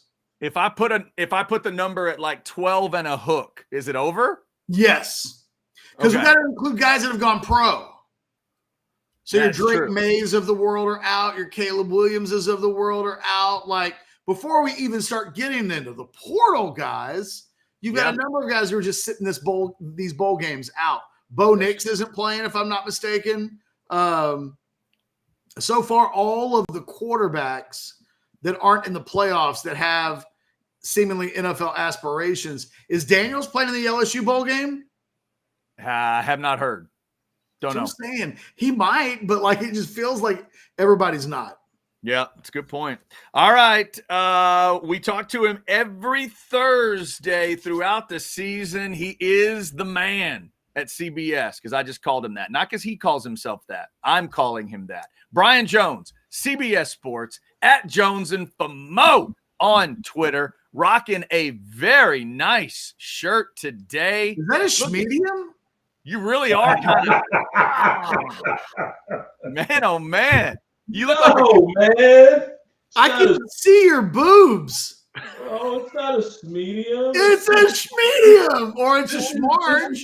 This is the performance wear that Taylor Bird makes and shares with me along You've with been in the gym, Brian. I can tell. You sexy, you know what? I'm sorry, Chad. I can't help but look at the man's body.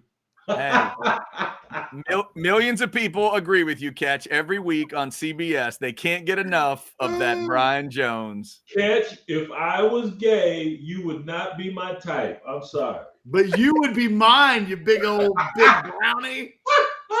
Okay, gross burger. Oh my goodness! What did Grossberger sing in that movie?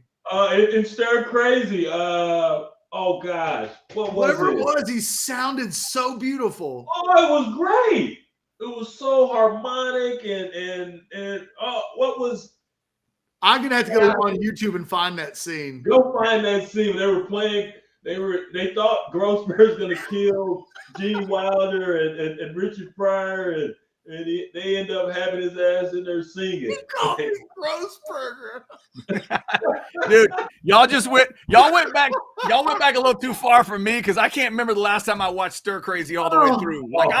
It's been a long time. He's the bald serial killer scenes at the lunch table. Go ahead, Ketch. I'm sorry. I was gonna say he's the serial killer who's sitting by himself at the lunch tables. Right. And they're terrified to go sit next to him. And then they want to get Gene Wilder to ride the bull. And so in order to force him to ride the bull, they put him in a cell with Grossberger because they thought Grossberger would kill him. And in the end, Grossberger becomes like their best friend and is singing lullabies in the prison. Right. Oh, it was hilarious. In the first scene where Grossberger's in the cell with him, he's smashing Richard Pryor and Gene Wilder comes back and then he tries to leave him and Richard Pryor, don't leave me. But the scene I love is when, and this fits right into Chad wanted me to curse is when the dude it was Slade or Blade, has Richard Pryor trying to come up with the nickname or the optimal word to get the bull to come out of the corral. And he's like, Rumpelstiltskin? Here, bull, here, bull. And then he says, oh, shit. And that was the word. And the bull comes storming out, right? That movie. But that's an underrated flick. There is some great. Remember when at the beginning when he gets he's the helper at the family, this wealthy family, and old girl thinks it's oregano and it's his weed, and she puts it in the salad, and everybody's all high. And Brian, I think that's the first movie. I think I was like 4 years old. I think that's the first movie that my mom ever took me to the movie theater to see.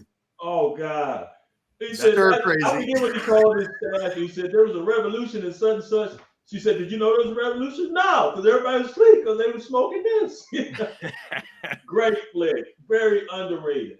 That's one of the first movies I remember turning off when a parent walked in the room. I remember that. I do remember having to be sneaky the first time I watched Stir Crazy. There's cursing, but there's no sex or. No, there's that one scene where old boy goes to homeboy's undercarriage with the pliers because he didn't want to pay it. Yeah, that's true. Now you guys do know the movie that Gene Wilder and Richard Pryor should have been in that they weren't, right? Star Wars, Blazing Saddles. Yeah, Richard was credited as a producer, but he it ended up being old boy, the other guy that played that role. It ended up being Cleavon Little, but Mel Brooks wanted Richard Pryor, and the studio chose otherwise. Yeah. Otherwise, imagine every scene in that movie with Gene Wilder and Richard Pryor going back. The sheriff is what? Yes, exactly. We scream that all the time on set. Me and Neuheisel and Zucker. That's our go-to, and Trading Places is our go-to. It's good stuff. All right, Brian. How you doing? Well, we're good. We're doing good. We got like SEC schedules to look at for next year, and your Longhorns. Off ramps on that motherfucker. Man, there's all, and then your Longhorns are getting ready for Washington. I want to get your thoughts on both. I'll let you pick. You want to talk some schedules in the future, or do you want to talk Texas and Washington first? Hey man, it's your show. I just go wherever you take me. Come on. Okay. Let's go to the game itself. Give me your updated thoughts. That's the guy that just had us doing a 5-minute bit on Stir Crazy because he called me Grossberger. Yeah, it's fair. That's true. I probably shouldn't let him determine. You're right. So in terms of the game, give me your updated thoughts on Texas and Washington. We've talked to multiple national folks that immediately have gone to Texas and Texas by a lot. Ketch and I aren't exactly in that club. It's been closer, and I think that's kind of where you were the last time we talked to you about it. But give me your updated thoughts on it. What do you think about the game, especially with this? It's going to be a back-and-back affair as we sit here, 3 weeks out. I'm still where I was, and we'll have to see who gets through practices unscathed because you have to practice hard for these playoff games. I think Texas. That offense, Odunze and McMillan and Polk at the receiver, they're going to be problematic for the secondary. Those are a lot of bodies to cover, man. Hopefully Texas gets healthy in that secondary. And as we've discussed, those young pups who got a lot of run, Muhammad and others, they got to be canines, baby. You ain't a rook. You ain't a freshman no more. Not after all the playing time they've gotten, especially here the latter part of the season. I'm confident Texas can stand up to the run game, considering what they have showcased all season long. Obviously, right there at the tops is getting off the field on third down and also, the stopping teams in the run game. Taj Brooks and what Ollie Gordon had. Ollie Gordon III had maybe 30, 45 yards total rushing in that ball game. Well, now Washington rolls in here with Dylan Johnson, who's been running the rock pretty well since the SC ball game. So I think they'll be fine there. And what I love about the Texas defense, they don't have to blitz to get that pressure, man. The reigning, what did he win? The Outland? Big Tavondre, the Outland winner, man. He can hunt. Those guys is on the edge, and they bring a slew of them. We've been discussing all season long how they're playing a lot of bodies on that side of the ball. So I like that aspect, but can they cover if they need to? If need be, can you cover a Dunze? Can you cover, these other guys? And that's going to be a tall task. So I still see it as a back and forth affair, but with such a long layoff. And this is another feather in Sark's cap. He's been through these processes with Bama. He's won national titles. He understands how you have to practice during this lull leading up to the college football playoff semifinal. So I give him the edge in that regard, the fact that he's gone through and navigated this particular space previously when he was at Bama. But I think it's going to come down to that secondary, man, what they can do offensively. Can they block? Can Texas be as balanced as they have been all season long? And we've seen myriad backs take the rock and run with it. And both of these teams, if I hope I'm correct, I know Texas doesn't turn over a lot, and Washington doesn't either. But Penix, for all the decreasing or regressing of his numbers heading into that Pac-12 championship, man, he had over 300. He only had the one passing touchdown, but still, even when he wasn't throwing for a lot, specifically that game versus Oregon State, he made plays in the big moments, big third down throws to keep drives going and put teams away. Brian, I've been kind of wanting to ask you this question for most of the week now. You mentioned Tandre Sweat. I think since the last time, in the last week and a half, we're talking about a guy who has won Big 12 Defensive Player of the Year. Mm-hmm. He's won the Big 12 championship. He's been, I think, a unanimous first-team All-American. He's won the Outland Trophy, and he'll be playing in the playoffs. It is quite the little resume stacker he's built up. When we talk about the all-time best Texas defensive tackles, and man, there's some dudes on this list.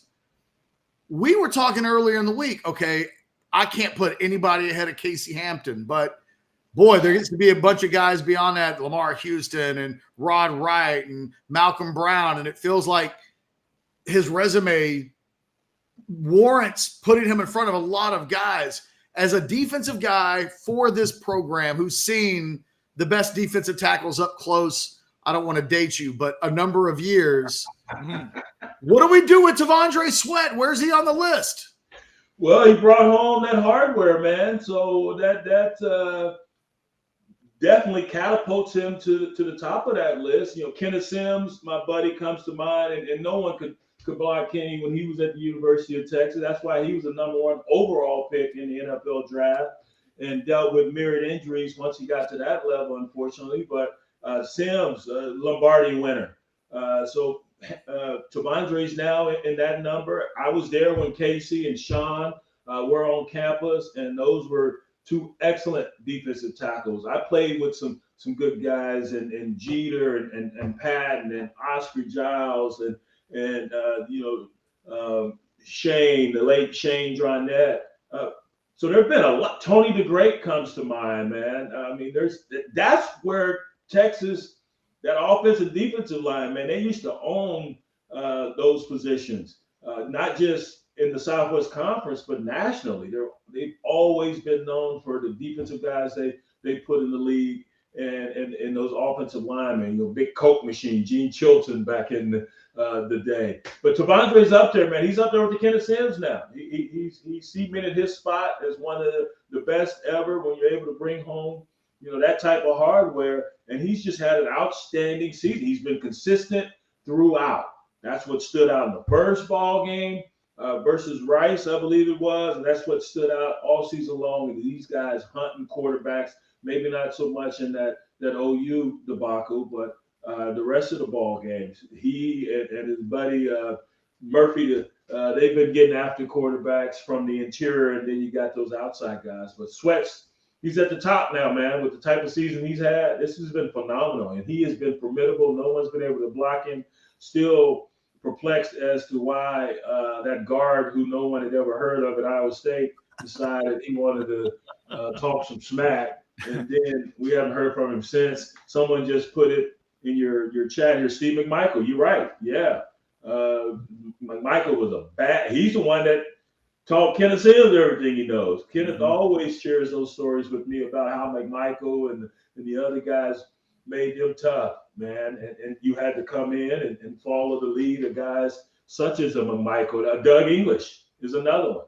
Going back, way before I got to Texas, and just knowing the history, of that position. So those are two greats, and there are many that came before those guys and after.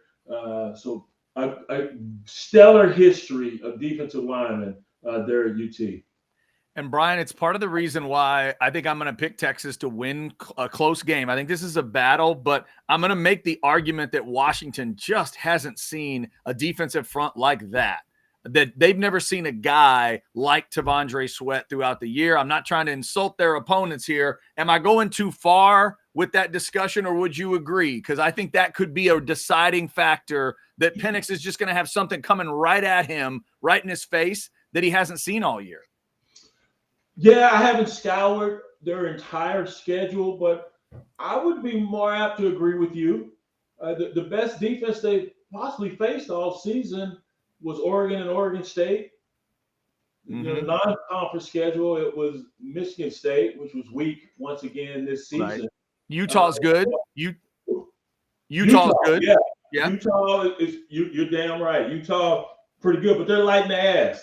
Those guys, watching them a couple of times, they're fierce. They get after you, but they don't bring as much beef as these Texas guys. And I think I've said this to you before. There's a reason those rodeo clowns survive, because those bulls can't make certain moves. With Tandre Sweat can make all them moves. You ain't surviving him, man. That's a big old dude at 6'4", 6'5", 350, 360. So yeah, I think you're correct. This will be the best defense, especially defensive front, that they have faced all season long. Yeah, other than the two Oregon teams and the Utes. Brian, it feels like there's about 20 other things we could ask you about. Come on. What's right? I mean, there's bowl games, there's the playoffs. We just had the Heisman. We got the transfer portal. All these things. I want to know what your hottest hot take is. What is the hottest thing that you thought this week at CBS with regards to college football? It could be about anything. I ain't got no damn hot takes. My last gig was Saturday in Foxborough for the Army Navy. I got 3 weeks off. The only hot take in this house has been me, because for the first time in 5 days, I took a shower. Wow. I've been all bohemian like a motherfucker. My wife been looking at me like, you gonna shower today? Nope. Very Matthew McConaughey of you. I ain't done. Yeah, I've been doing that. No. a lot of Matthew McConaughey. No bongos. No bongos. Yeah, man, I just been chilling. We get this nice little break, little lull. So I haven't been thinking about ball or anything other than agreeing to Chad. As I told you, when he says jump, I say how high. Man, that is it. Well, tell me this, Brian. Have you had a chance to peek at that Texas schedule for 2024? Did you get to look at that?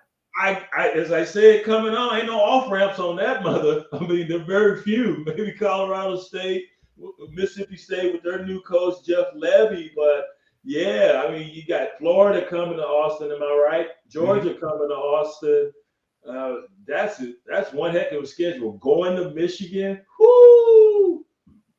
they can maneuver around that bad boy. You can't say anything about these Horns. That's one heck of a schedule, man. But that's what we want. Big time college football. We want you to schedule these non-conference games, such as Texas, Alabama the last 2 years. Now you got Texas versus Michigan.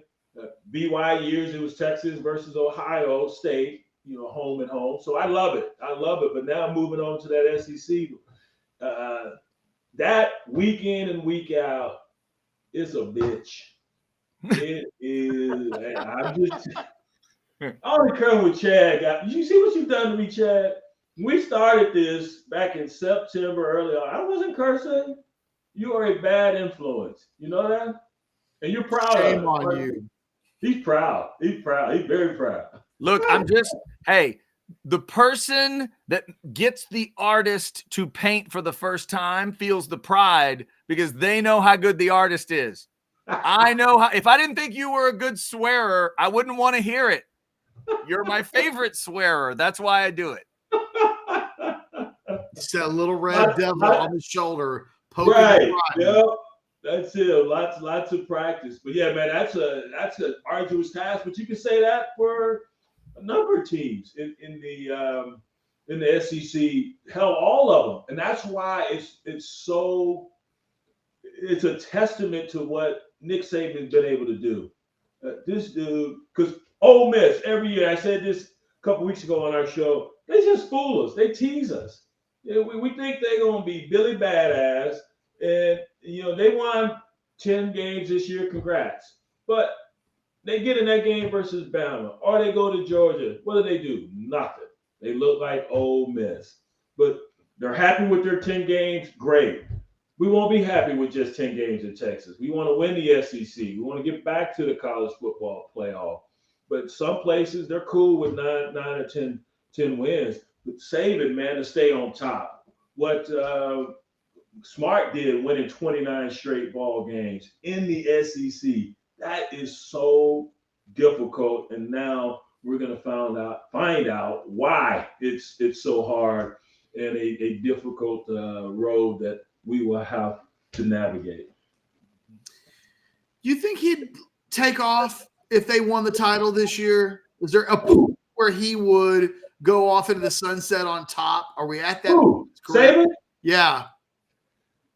Man, that is a game I'm not going to play. I thought a couple years ago he might take off after winning the title. Definitely after the COVID season, but that didn't happen. So, I don't see that. I don't see that occurring.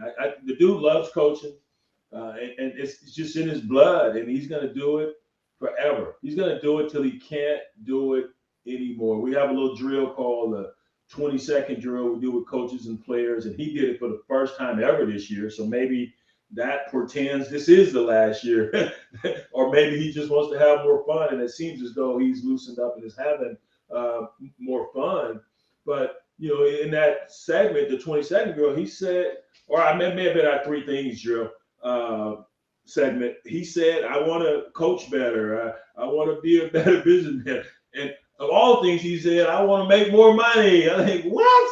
Dude, you got a $90 million contract, got car dealerships after Yahoo. He like Richard Pryor. What did Richard Pryor say? Money is like cocaine. Too much is never enough. That's it. Oh my God. I'm not sure that's all he said about cocaine. No, that is not. That was definitely one of the things he said about. Richard had a few things to say about cocaine. The Stir Crazy movie, they had to really pull him back. He was doing some crazy shit because he was so fucked up during the shooting of that movie. I mean, it almost didn't happen because of what he was doing some we all know Richard Pryor had some demons, man, that he was dealing with. He had a tough upbringing, and he dealt with those demons till the day he died because he could not shake that damn drug addiction. Yep, it's true. Brian, just one more thought from me, and it's about Malik Murphy. The fact that Malik is going into the portal immediately will not be the backup in the game. If I'm an old fan, if I'm my age or older as a Texas fan, I'm confused. I'm trying to figure out the timing of this thing. I'm wanting to, rip on the kid for the decision, but this is a modern college football type of decision. Walk me through kind of your logic on this. You love your Longhorns, but you also know the business, and now it's a new version with the transfer portal. Was he sort of forced into this decision in your mind, or do you have that frustration? Well, I'm not frustrated with the kid. We saw a good big sample of him in 2 ball games, and some look good, but a lot look bad. He made some bad decisions. I just don't know for the life of me why he wouldn't utilize his athleticism. He has it. We saw Manning go out there and do exactly that, and he resembled his pops when he was at Ole Miss and New Orleans. And as far as Arch is concerned, only takes a sip of the wine to know if the bottle is good, right? And I think this bottle is gonna be pretty damn good because he looked the part, looked like he belonged, and he was comfortable. Yes, I know they were beating the crap out of the Red Raiders, beating the tortillas out of them, but still, to get your first game action and the way that stadium was rocking, that had to have been pretty cool for him, and he didn't look too small for the moment. Malik Murphy, he's been in Texas 3 years now, and so he probably sees the writing on the wall. Hey, I can't beat this kid out, Arch Manning. That's fine. I would have hoped he would have stayed. Why not continue to be mentored and coached by one of the best in the business, which is Steve Sarkisian when it comes to quarterbacks, man? Why not continue to play in that offense? And you never know when they're going to call your number again. Ask, Jalen Hurts. Way to go, Cowboys. Ask Jalen Hurts being benched for Tua, then being injected back in that SEC championship game versus Georgia, and he found redemption. So hopefully he gets where he wants to go. I don't know who was in his ear. I would think you would want to stay there for the championship or the semifinal game and possibly win a national title and then jump in the portal. There are going to be some places open. If whoever came after you, whoever your suitors are, you should say, hey, I want to finish this with my teammates. He assisted in winning 2 games, and he assisted in almost throwing 2 games as well. But I would sell those. You got a spot for me, great, and hopefully he has a landing spot. Say, hey, can't we just postpone this till after I'm done playing with my teammates this year, who I've been working so hard to resurrect this Texas program, and we've done that, and we're on the cusp of possibly winning a national title. That's what I would hope the grown-ups in the room would have imparted upon the young man. But everyone has their own sports journey, and he has decided to move his elsewhere. Ketch, you got anything else for Brian? You said he had 20. Well, I said You there were had a 20 twin. A 20 twin. Come on. I mean, Miss Parker. you want me to ask you a portal question? Yes. What do you think about, generally speaking, the portal? What do you think about Cam Ward's recruitment in the portal? Because we are waiting to see who he goes to. Dude. Well, that's the incarnate words. These FCS schools, these MAC schools, these schools are the new feeding grounds. These are the new minor leagues for the FBS level schools. And to get a guy like Cam Ward, who was great at incarnate word, and he goes to Washington State, lights it up. Man, I could see him in that Auburn offense. And I said this a couple weeks ago. If Hugh Freeze could get this guy, he'd get a quarterback that could actually hit a bull in the ass with a palm full of rice. I mean, come on. And can run. I think he'd be great dual threat for them. I don't know where he's going. Dylan Gabriel going to Oregon. That got one who can spin it. Got one who can run as well.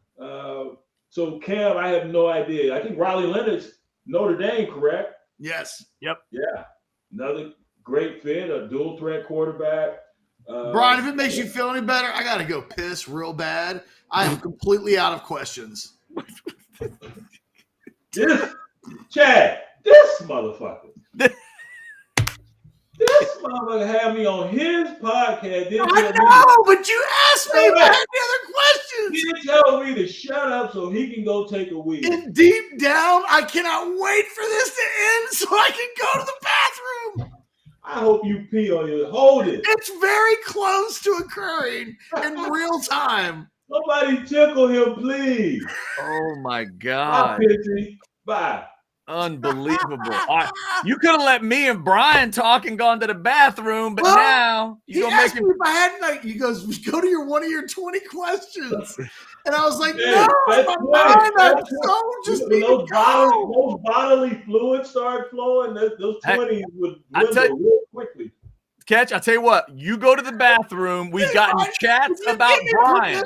I'll go. Just go. You go. We got a couple chats that have mentioned Brian. We'll go over those. You hit the bed, you go. You hit the bathroom, and then we will get to him. Oh my God. So Brian, somebody sent this while we were talking to you. Mark says, just imagine BJ giving the Horns pregame speech. Texas would win 52-20. Now, Brian, back in the day, I remember when we were doing shows together on the radio, we would do moments where it was like, all right, Brian, talk to the team. What would you say? And all that kind of stuff. Have you ever actually had that happen? Is there a real life example where you got to talk to any level of football team and send them out on the field? Have you ever gotten to do it? I have never had that opportunity. I talked to our basketball team when Coach Barnes was there. I think that was just after a practice, wasn't before a game, anything of that. I have not had that opportunity aside from my high school back in the day, going back and watching them play. I had an opportunity to talk to them. But yeah, man, that would be something where I would have to temper a lot of things probably, but right. It would be fun. Okay, so now back in the day, I always say for the first moment that I worked with you on radio, I got introduced to Loud Brian and Collegiate Brian. Mm-hmm. So I love both. Would it be a mixture of both in the locker room? Like, would you start out low like a Jake the Snake Roberts and you would end up as a Randy Savage? Like, how would it flow? Yeah. Oh, look who's back. You wash your hands? You know what? There were so many bubbles in the toilet, it looked like a jacuzzi. That's how bad I had to go to the bathroom. Come on, man. I did not ask you for the visual. Wow. Oh, I hope your pH levels are good. I do too. No guarantees. Good Lord. Yes, the hands are washed. Yes, Chad, it would be a hybrid. You have to start slow. Man, I know all the work you put in this week, man.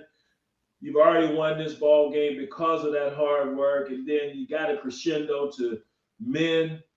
I can't tell you to go out there and kill them, but I can tell you go out there and make them wish they were dead. Yeah, exactly.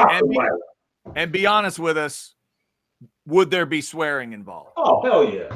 Depending on the game. Like, listen, dude, I can't stand them motherfuckers. I hate them. I still hate them. I ain't played in 20-some years. I still hate them motherfuckers. I still remember putting my foot all up in their ass. Then you go out there and you do the same so you can feel like I feel. Little Francis, you feel like we do. There it is. And a Peter Frampton reference. You don't always expect that from a CBS reporter, but it did happen. And one more before we let you go. Somebody just wants you to know, BJ makes my day much better. Been a rough week. Now I'm giggling like a schoolgirl. Barbs is all about you, Brian.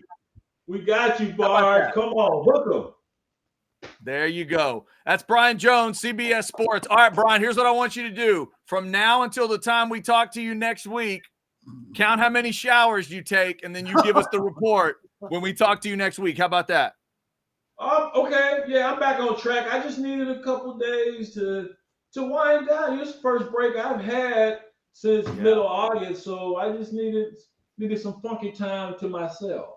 I like it. Well, hey, we know you are a busy man, and we always appreciate you making time for us. Have a great week, and we'll talk to you next week.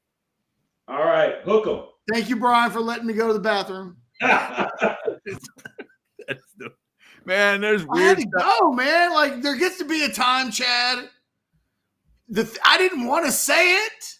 I have never, ever, I don't think I've ever witnessed that. It was like weird. Brian was looking for reasons to stay.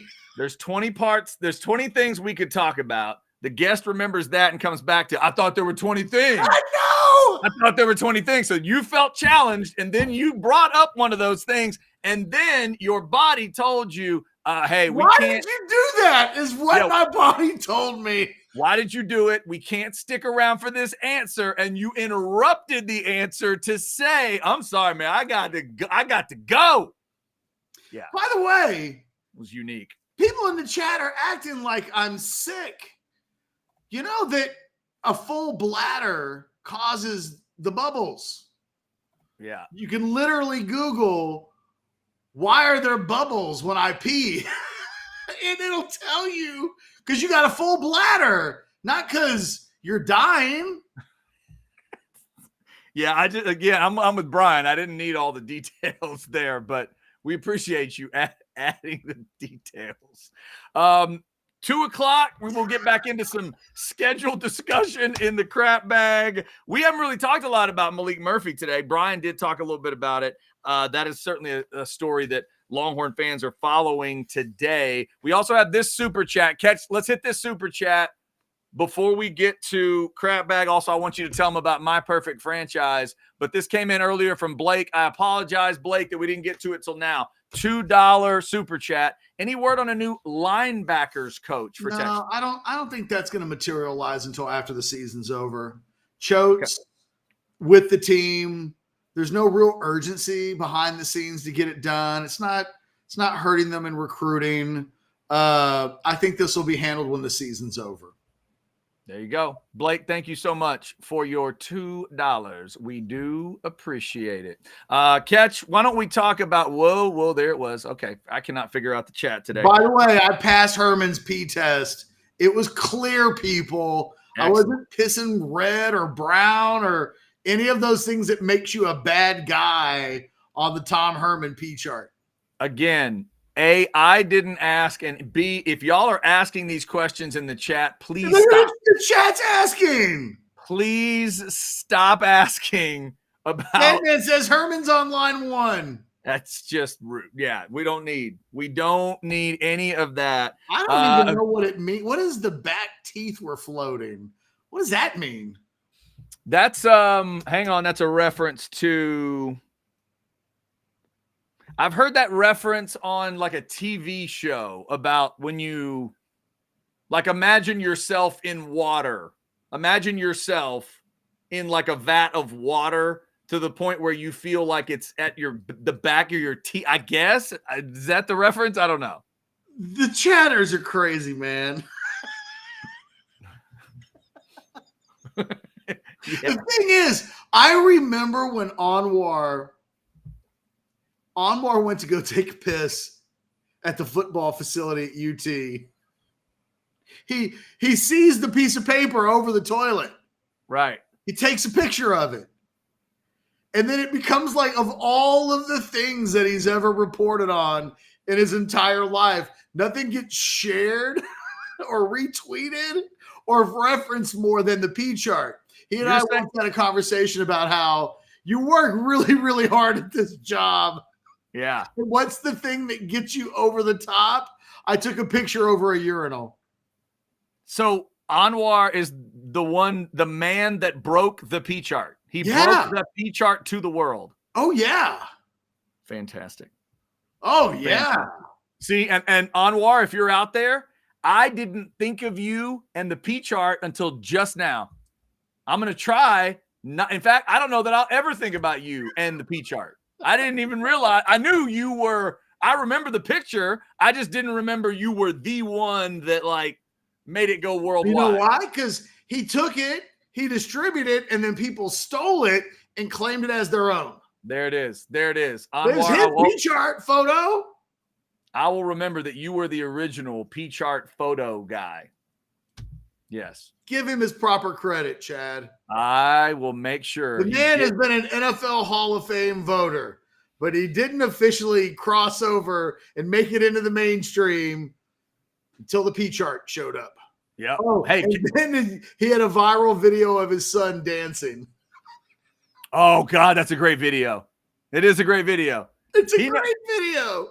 I mean, both those things. He created brilliance, and sometimes you never know what they remember. You work really hard for it to be you've done something great, sure. And then you end up catching your kid dancing on camera or a P chart, and people go gaga, Cocoa for Cocoa Puffs over the things that you don't anticipate them going completely Cocoa for Cocoa Puffs over.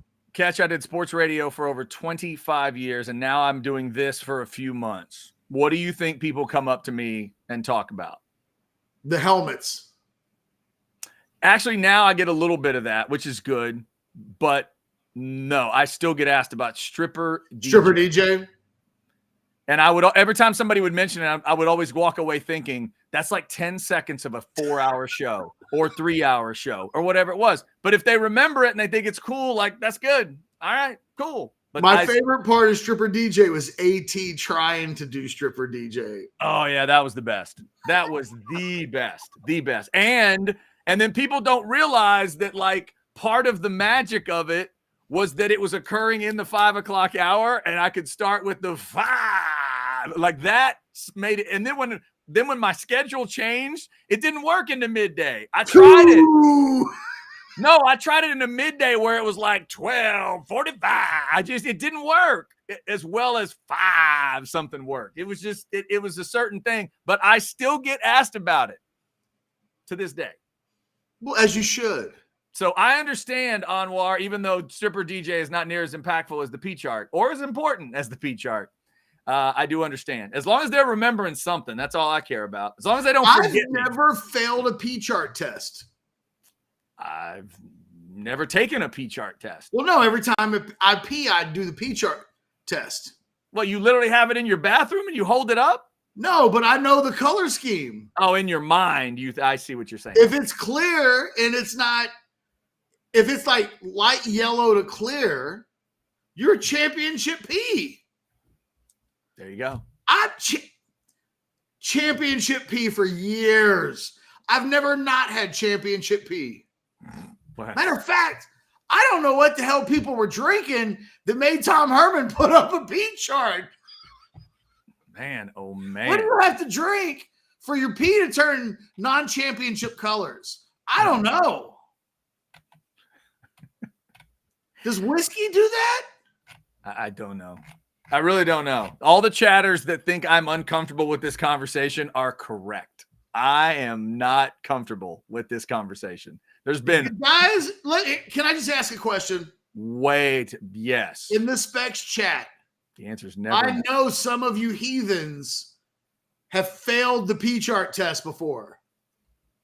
Phil Arnold says beet juice. What?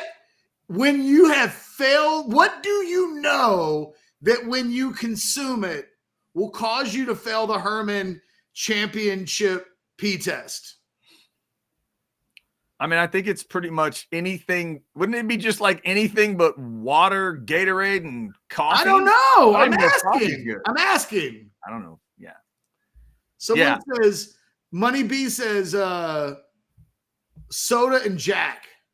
I was going to say soda comes to mind. I would think alcohol.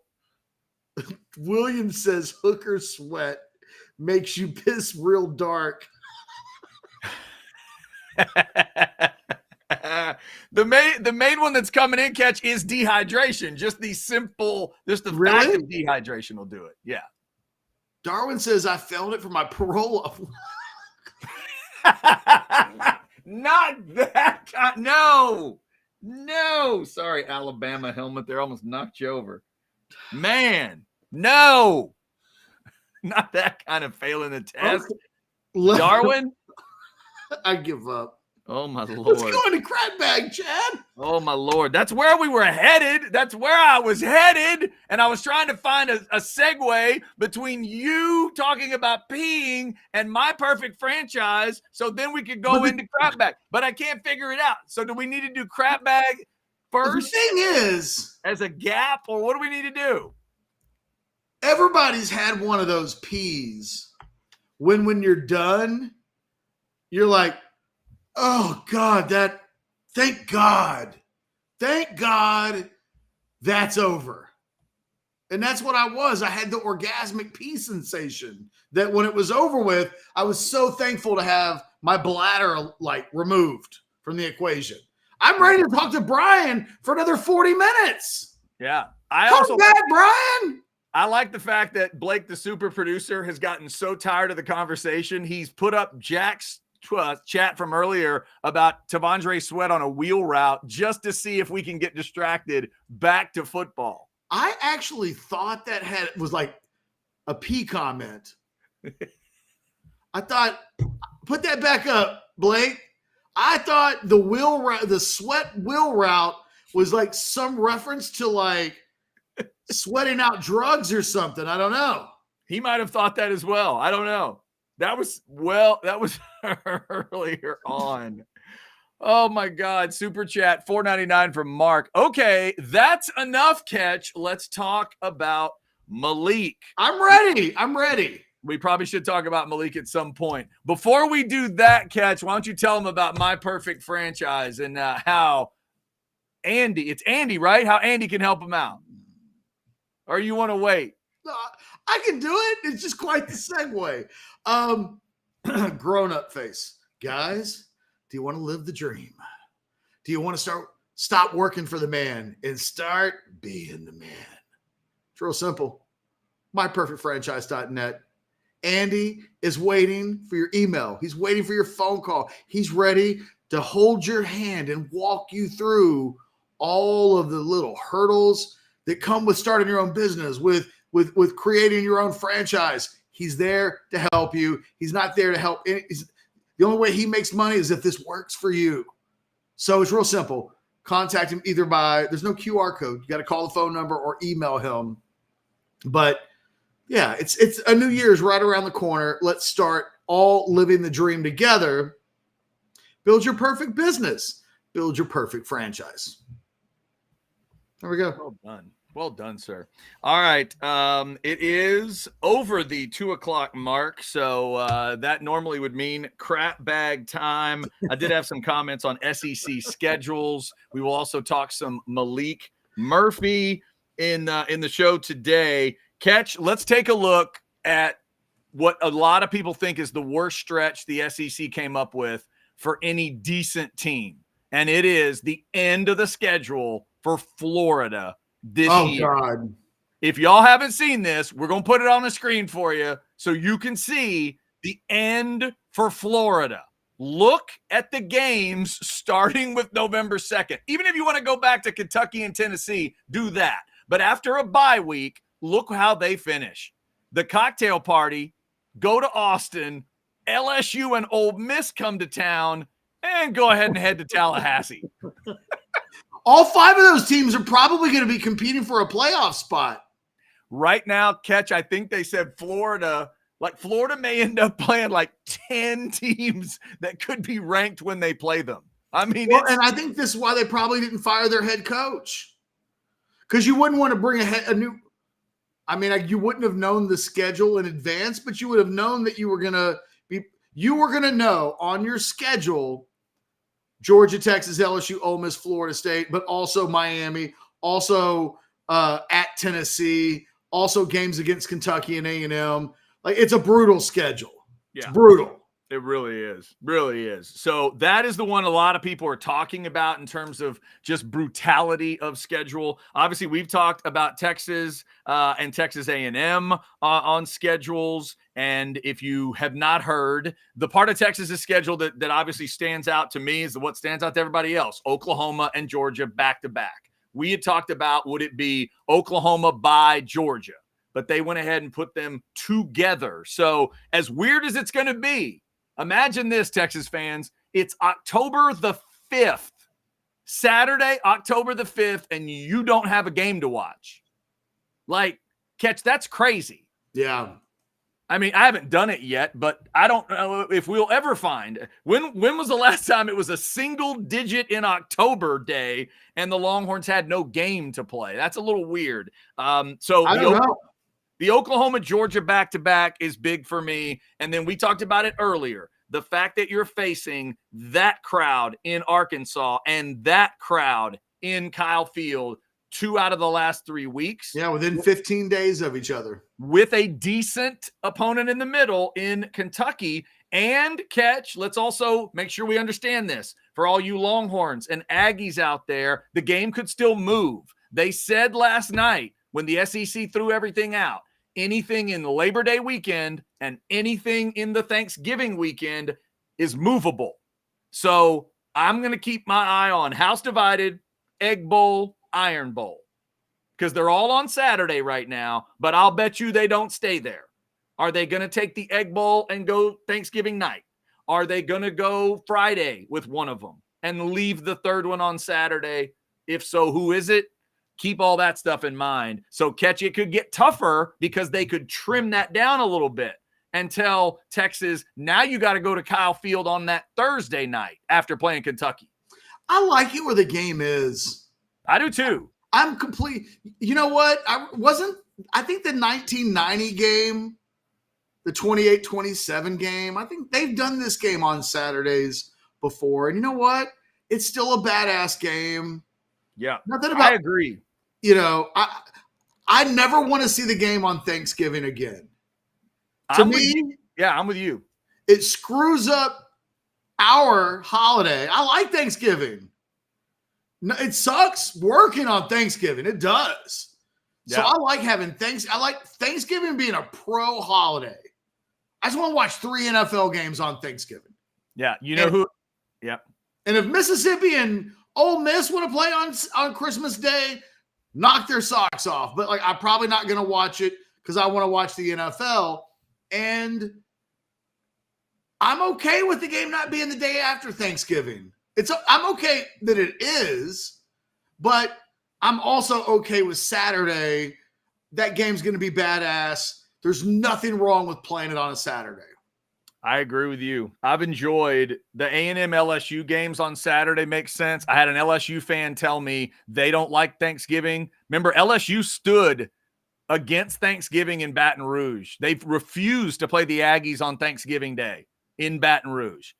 And it was just something they were like you. They thought, hey, no, it's a family day. We want to do that. I hope they keep it that way as well. Ketch, the other thing to keep in mind, if Texas fans didn't see it, while you're playing Kentucky to get ready for the A&M game, the Aggies have to go on the road to Auburn. We'll see what that trip is like by the time we get there, but it's not one of those November pillows for the Aggies. New Mexico State is the 16th. A&M's got to go to Auburn on the 23rd and then turn around and come play Texas. So well, on the other side of that, the Auburn-Alabama game, Alabama's got to play Oklahoma the week before they play the Iron Bowl.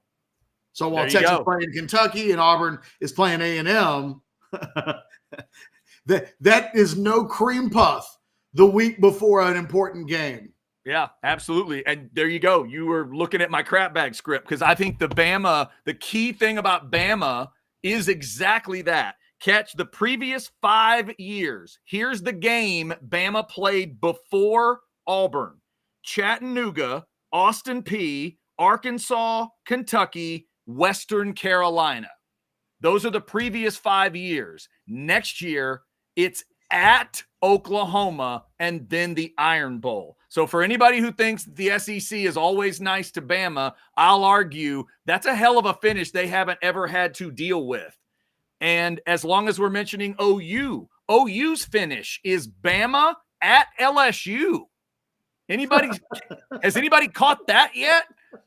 We knew they were playing Bama, and Ketch, I mentioned it yesterday. What are they going to do with Oklahoma's last game? You know what they decided to do? They took a team that is sort of doesn't have a last of the year rival, an end of year rival. LSU used to play Arkansas there, but they've moved that game up. LSU plays Arkansas and A&M both in October, both on the road, by the way, but both in October. And so LSU will be happy with that. They don't consider the Aggies a rival, and I don't think they necessarily should. Arkansas clearly is a rival game, but they moved that all the way up. So LSU will be finishing their season hosting Oklahoma. Kind of a crazy way to finish for those teams. The other thing that jumped out to me, Ketch, is Georgia. Georgia, by the SEC, they'll be done on November 16th. Done with the conference because they finished with UMass and Georgia Tech. But here's the sequence that ends Georgia's conference season: at Texas, bye week, Florida, at Ole Miss, Tennessee at home. That's how they finish their conference schedule. So I don't think you can go to any team in next year's SEC and tell me it was a cupcake.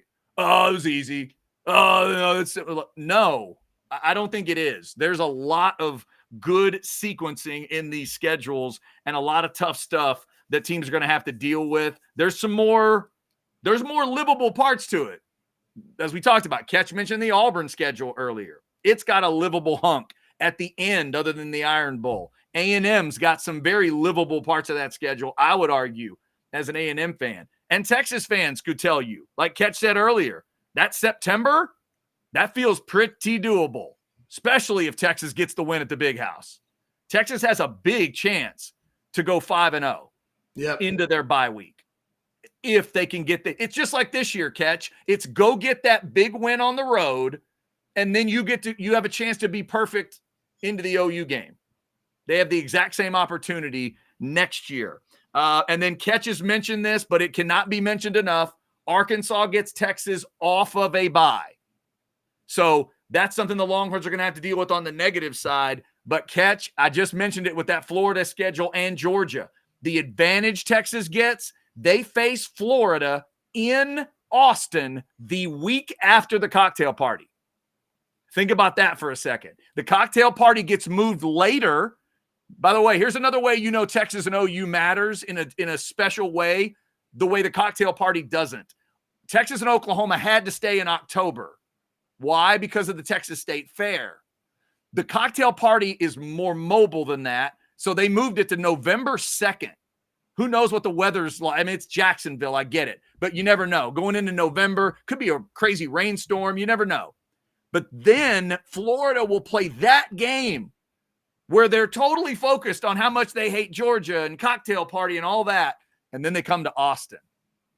That's pretty brutal. I can't wait for next. We got a playoff in 18 days, Chad, and I'm like fiending for 2024 SEC. No, it's incredible. Yeah, it makes me happy every time I think about it. There's little things here and there that that I'm a little upset about. Like I like LSU playing Auburn. They're not going to do that next year, so you're going to lose just one or two of those. But man, what we get back is incredible. And I think they're testing these teams like they never have before. And also, Ketch, now that I've looked at last night, I knew I'd have the feeling, but it is official now. I'm still in the camp that says they're going to stay at 8 games. I do not think they're going to 9 conference games. I think they're going to allow for this flexibility. I think by making them go with a tougher non-conference, at least one of them, I think they're going to stay in this format. We'll see if next year changes their mind, but Ketch, with this kind of scheduling, you're going to be battling each other a little more than you had. You really want to add another conference game in 2 years? I don't know if I'd do that because the ACC has already said I think they're going to stay with 8, and that's going to give a Clemson or Florida State, whoever it is, that could give them a little edge that you don't want to take away from yourself. I think the SEC is going to stay at 8. As much as I kind of like the idea of 9, I think they're going to stay at 8. But we'll see what the first season looks like and then see what they want to do with it. So there you go. Schedule reactions. Did I miss anything? Anything out of the schedules that jumped out to you? No, that was pretty comprehensive. Chad, I'll just say this because I think my final thought on the schedule is for Texas. I think the November end of the season sticks out to me as much as Oklahoma and Georgia. Oklahoma and Georgia, that one's obvious, right? That's like you see it, your jaw drops. Yeah, it's without explanation. The end of this schedule, maybe it will work just fine, but most of my life, those 2 games feel like they've been spread apart. Along with Oklahoma, that there's usually some spreading of those games. And at Arkansas, Fayetteville and College Station, 2 out of 3 weekends, you might just go right through it and win those games easy peasy. Or it could also be like a nightmare from hell. Even if you win, maybe you just get drugged through the ringer. I can't wait to see it, though. I mean, those games are fun. Here's what's weird. I hadn't thought of this till you just said it, but from the other side of the house divided, older Aggie fans will know what I'm about to say here is true. And I think older Longhorn fans would agree as well. There's an uncomfortability, I think, for an older Longhorn fan to think about the Arkansas game and the A&M game being that close together. Because I think you're right. If we go back in time to the 80s, I feel like Texas and Arkansas was always a mid-season game, right? But from the Aggie perspective, I'll tell you, Ketch, most seasons for A&M ended with like Arkansas, SMU, Texas. It always felt like that was the ending. So for me, I remember going to an A&M Arkansas game in November and then having the Texas game right around the corner. So ironically, A&M would say, no, those two games can be together. It's just kind of from the other side of it. So for A&M, I can argue the mental side of it, the mental crush is what Texas will have to deal with. A&M, not so much. Bye week, New Mexico State at Auburn.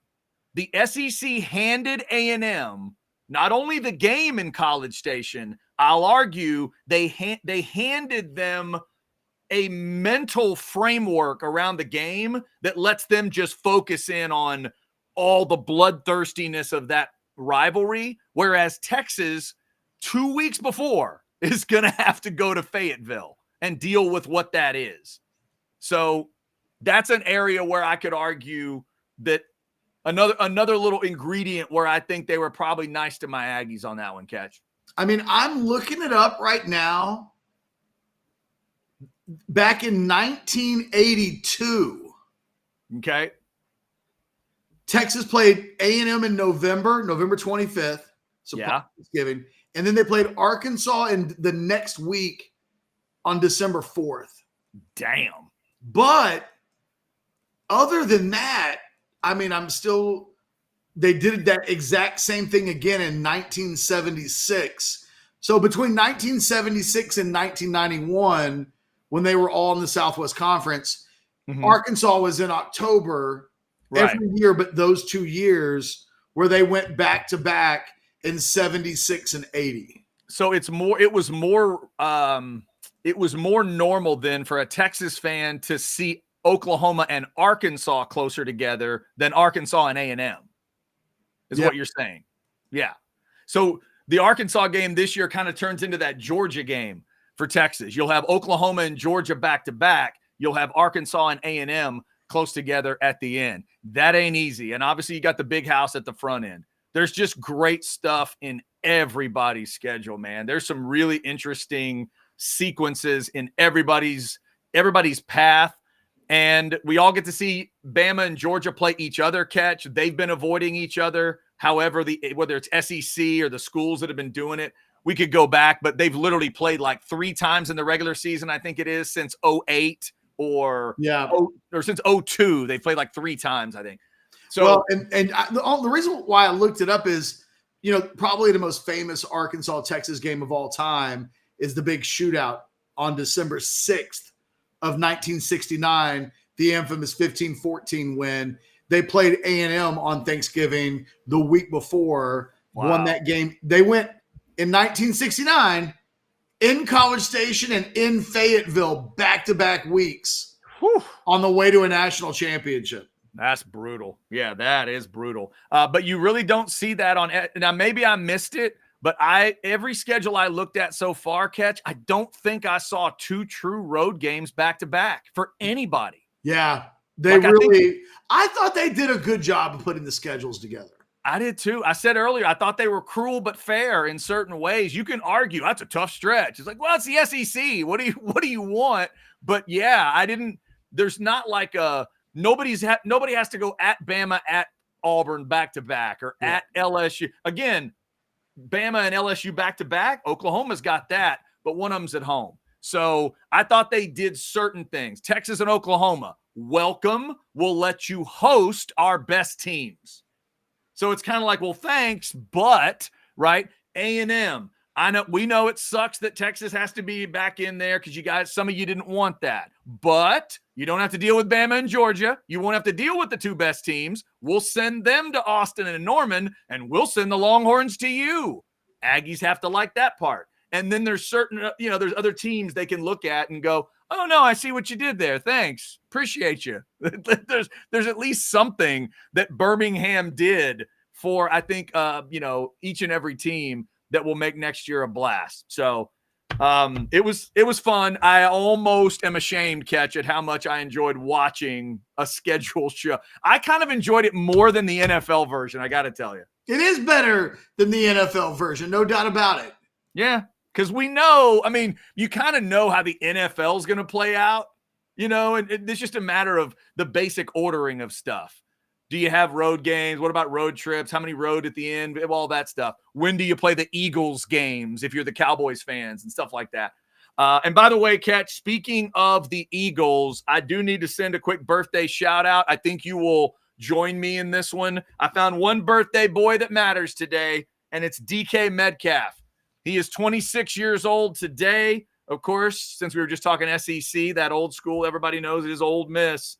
Catch Monday night. It really, theoretically, is the last shot we have as Cowboys fans to get these Eagles knocked down a peg so that we might have a shot to overtake them. Seattle hosts the Eagles on Monday night. After that, the Eagles play the Giants twice and Washington once. All right? That's the rest of it. Seahawks, we need you. We love you. We're supporting you. We'll be watching you. Pete Carroll, nothing but nice things over the years. I've said nothing but nice things. DK Metcalf, I have bragged on you a lot. You and A.J. Brown, all that talent coming out of Ole Miss. Dude, I got an Ole Miss hat right there, hanging up right there in the Hall of Helmets. It's right here. The Ole Miss helmet right there. Go Seattle Monday night. Happy birthday to DK Metcalf. Catch is pretty good. A little bit of Washington Husky news today. Okay. Actually, can I give you two pieces of Texas-Washington football news? Please do. On the Texas side, Steve Sarkisian is a finalist for the Bear Bryant Coach of the Year award.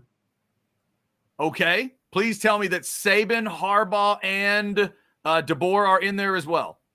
I don't see who else is on it because this is just a UT. Oh, that's right. It's a UT press release. They never UT tell release you. where it's just it's a tweet more than anything else. Gotcha. Yeah, they're not going to tell you about anybody else. Go ahead. The Washington side, their edge coach and special teams coordinator, Eric Schmidt, scheduled to become the defensive coordinator at San Diego State. Okay. It's not a big deal, but, you know, if we're going to talk about Malik Murphy and the impact that has, I would think that having one of your most important coaches thinking about another job, taking another job, it's a distraction.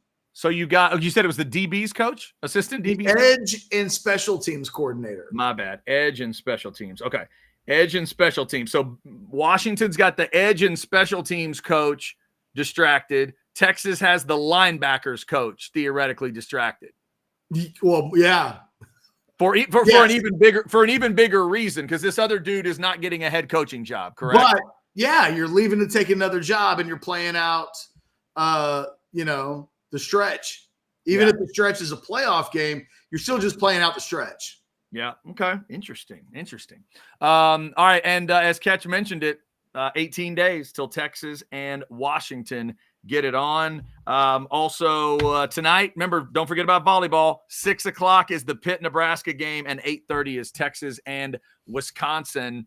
So Ketch, you want to get into this Malik Murphy thing a little more? We haven't talked about it a ton. Is there more that needs to be said on the Malik Murphy situation for you?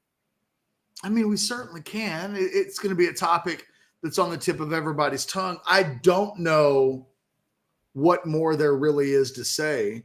I mentioned this on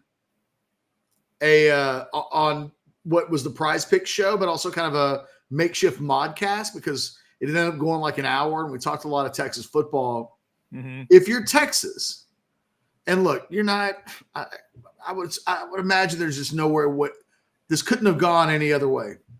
But when Quinn Ewers gets hurt and you're forced to play your backup, the positive in that situation is, okay, well, your backup's got some experience. He won 2 games as the starting quarterback.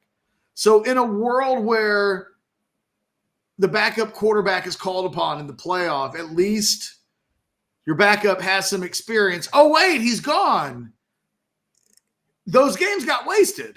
They won them, but at the time it was about developing Maalik, and it would allow like someone else is going to be able to get the rewards of Maalik having had that time as Texas goes into its final 2 games of the season. The final game that might become 2 games of the season, most important game played in 14 years. They'll do so without any experience in the backup quarterback position, even though their backup quarterback position got some experience this year. It is one of the unintentional negative sides of this is that in retrospect, Texas developed the wrong guy. Because today, if I told you were going to win the games no matter what, those snaps going to Arch Manning would better prepare you for where you are right now. There's nothing you can do about it. It's kind of like crying about spilt milk. But they had a quarterback in October who was their backup that got reps, and suddenly your backup position, like I said, has experience, has started a couple of games, has won you a couple of games, and in a pinch, at least you've got that in your back pocket. Texas is back to square one with its backup quarterback. When the announcement came out yesterday, there were a lot of people whose instincts took them right back to the 2011 or the 2010 Rose Bowl when Garrett Gilbert's called upon in that game to salvage a chance to win a national championship. And one of the things that Texas fans in the moment would have told you, they pleaded all season long in 2009 for Garrett Gilbert to get a few more reps. Mm-hmm. Get him in games a little bit more in case he's needed. When he was needed, he was really needed. And it was in the biggest game of his entire life, as fate would have it. You don't want Arch to get called upon in these next couple of games. And if he does, he's not as prepared as he could have been had they decided, let's play Arch instead of Maalik. And part of the reason they would have played Maalik over Arch is because they wanted to keep Maalik happy. Yeah. The two were pretty close, neck and neck. Yeah. And they went with Maalik because the thought was, God, if you play Arch, Malik's out of here. And as fate had it, he was out of here no matter what. So the part of it that I'm trying to work my way through today, Ketch, is just if I was a Texas fan, my feelings on this matter. I'm reading, Malik Murphy's quotes and everything. And I'm always one that wishes for the chance to finish the job, the chance to finish it out with the team. So knowing what I think I know about the transfer portal, I'm just trying to figure out why he felt forced into this discussion, because to me, making that decision is one thing, but there is an opportunity on January 8th or 9th or whatever to go ahead and make that move. And I think one of the guys asked you this question last night on the Outsiders. You could reach out through channels and figure stuff out, even while the portal is closed. You could figure that stuff out if you really wanted to. So I don't know, this notion that the system, I saw Joel Klatt and some of these national guys. It's this, I totally get what he's going through. I know he doesn't want to do this to his team before the CFP, but the system just sucks and it forces him into it. I just don't know how much of that I buy. I don't know if I buy that it's the system that ultimately did this. He chose to do this, right? How many good opportunities do you think he actually has? It's a big old quarterback market out there right now. There's a lot of guys with experience. I see Texas fans say things like, he's the number one quarterback in the portal. And it's like, is he really? Well, that's the other thing. If he was a starting left tackle, I get how the new coach might say, dude, I don't want you playing in a bowl. What are you doing? He's the backup quarterback. I just don't know. From my perspective, I just don't know how many teams that definitely will have an interest in him have a desire to wait and see. What happens if Quinn Ewers changes his mind and decides to go pro and suddenly Maalik decides to stay? Or 3 weeks go by, Maalik plays in the bowl game, is the Cardell Jones of 2024. He wins Texas a national championship, and suddenly much different levels of programs. Right. I know all of these sound like statistical anomalies that they could happen, but these are all things that I think college coaches are thinking. Do they want to know, or do they want to hope? And I think most want to know. Before they open up Christmas presents, they want to know what the hell they're doing at quarterback and not what they think they're going to do at cornerback. So I think he felt that. And I think that he feels like he probably has to come out now, be completely transparent about it, maybe take some visits, find out the lay of the land. You don't want to potentially come out too late and all your options are shit. And now what do you do? Suddenly you're left with options potentially, and it could still go that way. I don't know what I don't look at Malik Murphy and think he can start just about anywhere in the country next year. Maybe, but that's not what I saw. I did not see a quarterback when he played in those two games that I thought, holy hell, man, Quinn Ewers better be careful. This dude looks like he's ready to play now. No, right. He looked like a young quarterback that still needs some work, that still needs some development in his game.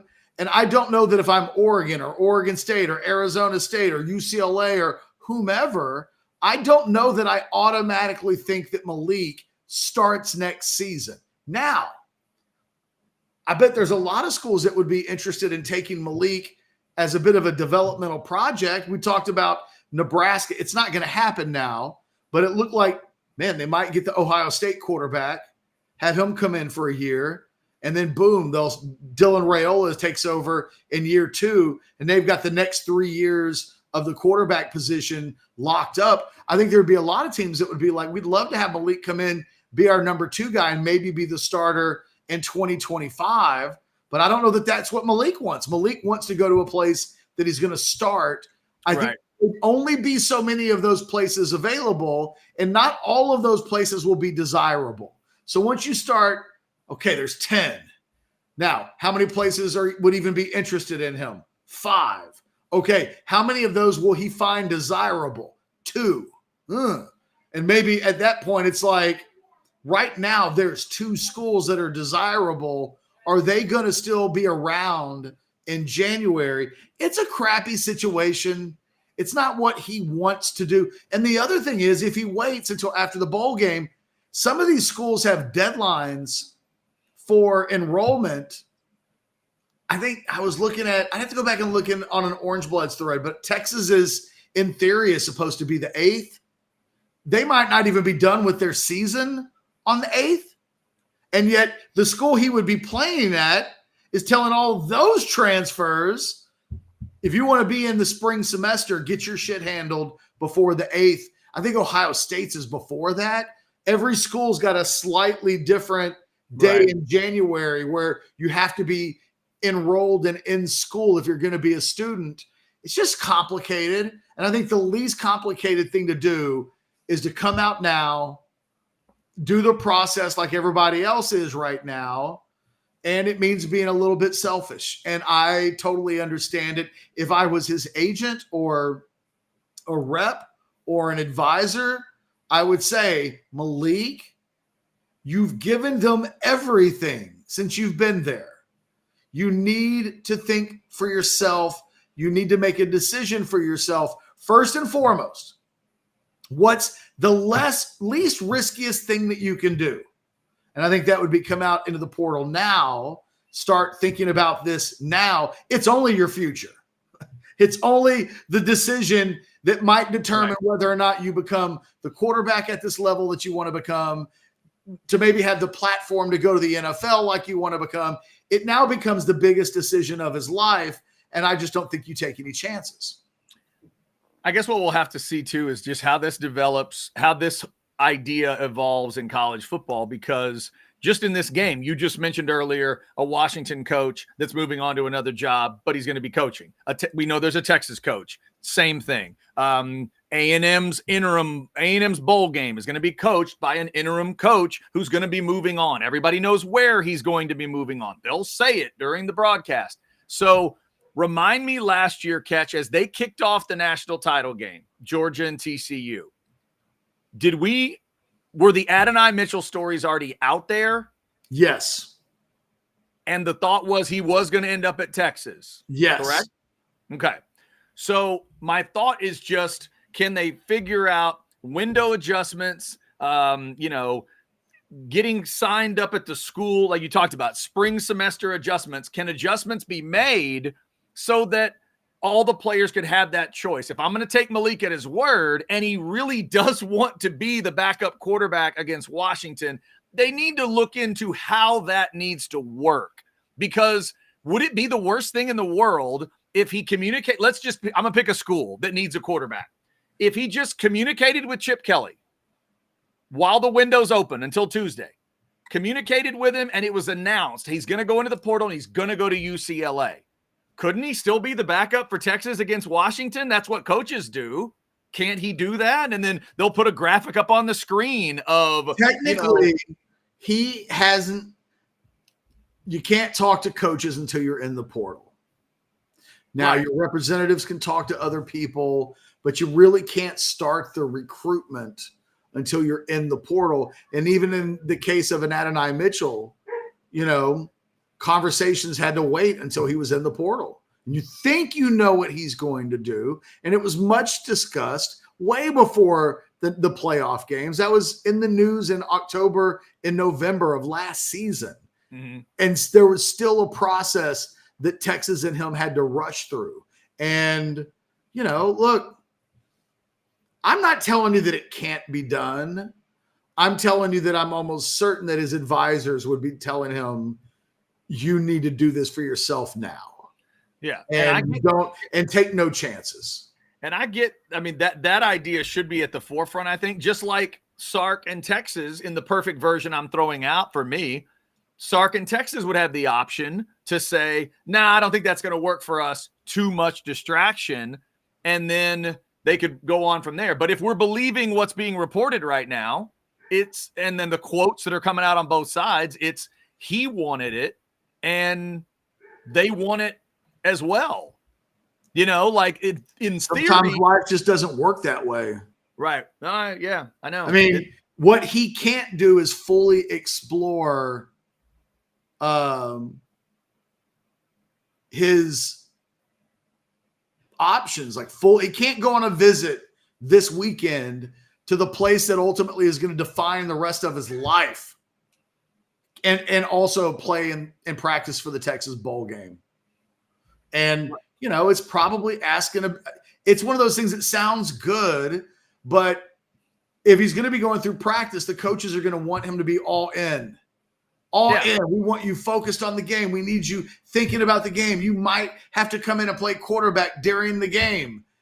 And, maybe his head could be elsewhere and needs to be elsewhere. I don't know. I guess I'm not losing any sleep over it. It's what he needs to do. It sucks for the team, but I just understand the decision.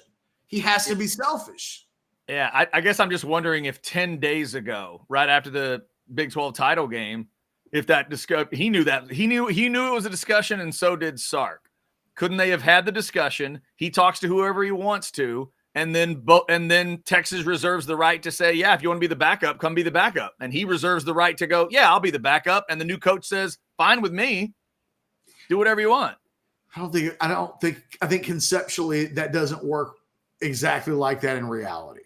Yeah. Because again, if he announces, hey, I'm going to go into the portal, or I'm in the portal, but I want to finish out the season, you can't have both. Right. And it's true. It's a good point because Sark has been very clear. He's one of those coaches that when he hears the word portal, you're done. Generally.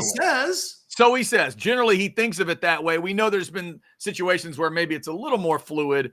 And I think this would be one of those. When his backup quarterback says that, I think he'd treat it differently than some second or third string guy that he doesn't think is as vital. I think when he says, I roll my eyes. There are not many things that Sark says that I roll my eyes at, but the whole, hey, they're in the portal. We're done.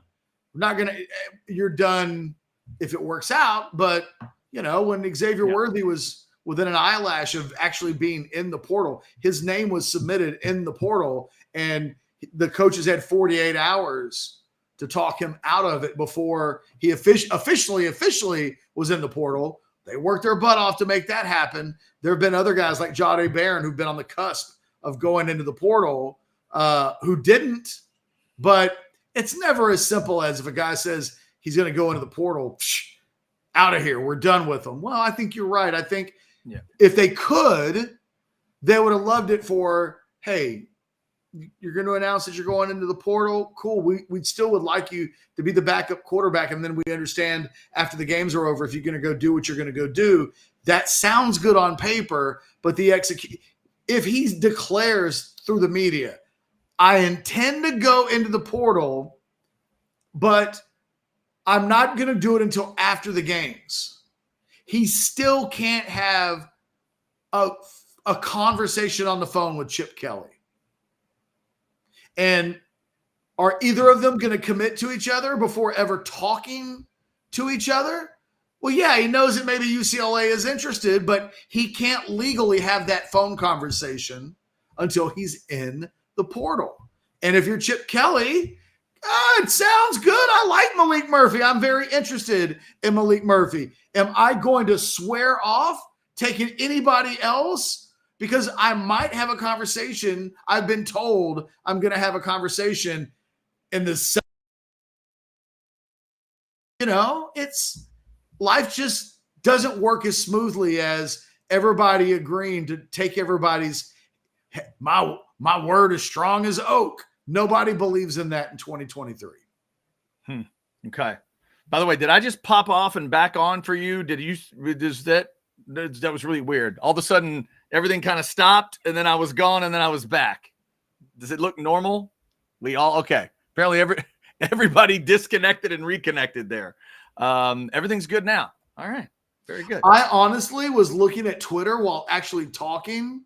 I heard the bloop. I was like, did Brian Jones just come back? And then you asked the question. So I don't know what happened, but I did hear. There was a moment where Ketch was continuing to make his point while we were all off screen, and I saw him continuing to make his point in the corner. And I'm like, oh, I better add everybody. Yeah, and all of a sudden, both of y'all disappeared, and I just saw myself, and I thought, am I on and they're off? And right now, I'm seeing a frozen version of Jeff, but I'm hearing Jeff. So it's very weird, very strange. I don't know what everybody is seeing right now. And somebody threw in a chat that says, see, I don't know what this means. A chat says Chad's trying new magic tricks. I don't know what that means. They think you're pushing buttons again. Oh, see, no, it wasn't me. That wasn't me. I swear. That was not me. That was not me. All right. So should we take this as a sign that we should probably stop here today or what? Okay. Yes. Okay. So Football with Friends is coming up at 3:30. And tonight on the Outsiders, it is a special Thursday night edition. We're calling it the Triple T. It's a Tracy Talks Thursday. Tracy Cowley is back at TC Gold Rush, the massive LSU fan. Apparently she and Chance have had some kind of a disagreement about the Longhorns, and we're going to get into that tonight in the Outsiders. Show starts at 9. She jumps in at 9:15. Who knows how long it will go. Thanks to everybody for their support. Like, subscribe, get your notifications for Orange Bloods Live. We'll be back tomorrow for a Friday show. Scottish Guy at 2:15 tomorrow, and we'll be getting you ready for another weekend. We'll be a little bit closer to Texas and Washington, and there will be some more portal combat discussion tomorrow. The latest on those visits that Texas will have over the weekend. Does anybody add their name to the visit list? We're going to tell you tomorrow. And remember, tonight is Thursday night at orangebloods.com. What does it mean? War Room night. All the latest news and notes and nuggets coming up with signing day happening next Wednesday. You got to check out the War Room tonight on a Thursday night. And if you haven't checked out orangebloods.com, what are you doing? You're behind. get signed up with orangebloods.com as soon as possible. Until 12 noon tomorrow, we are the House Divided. Have a good one.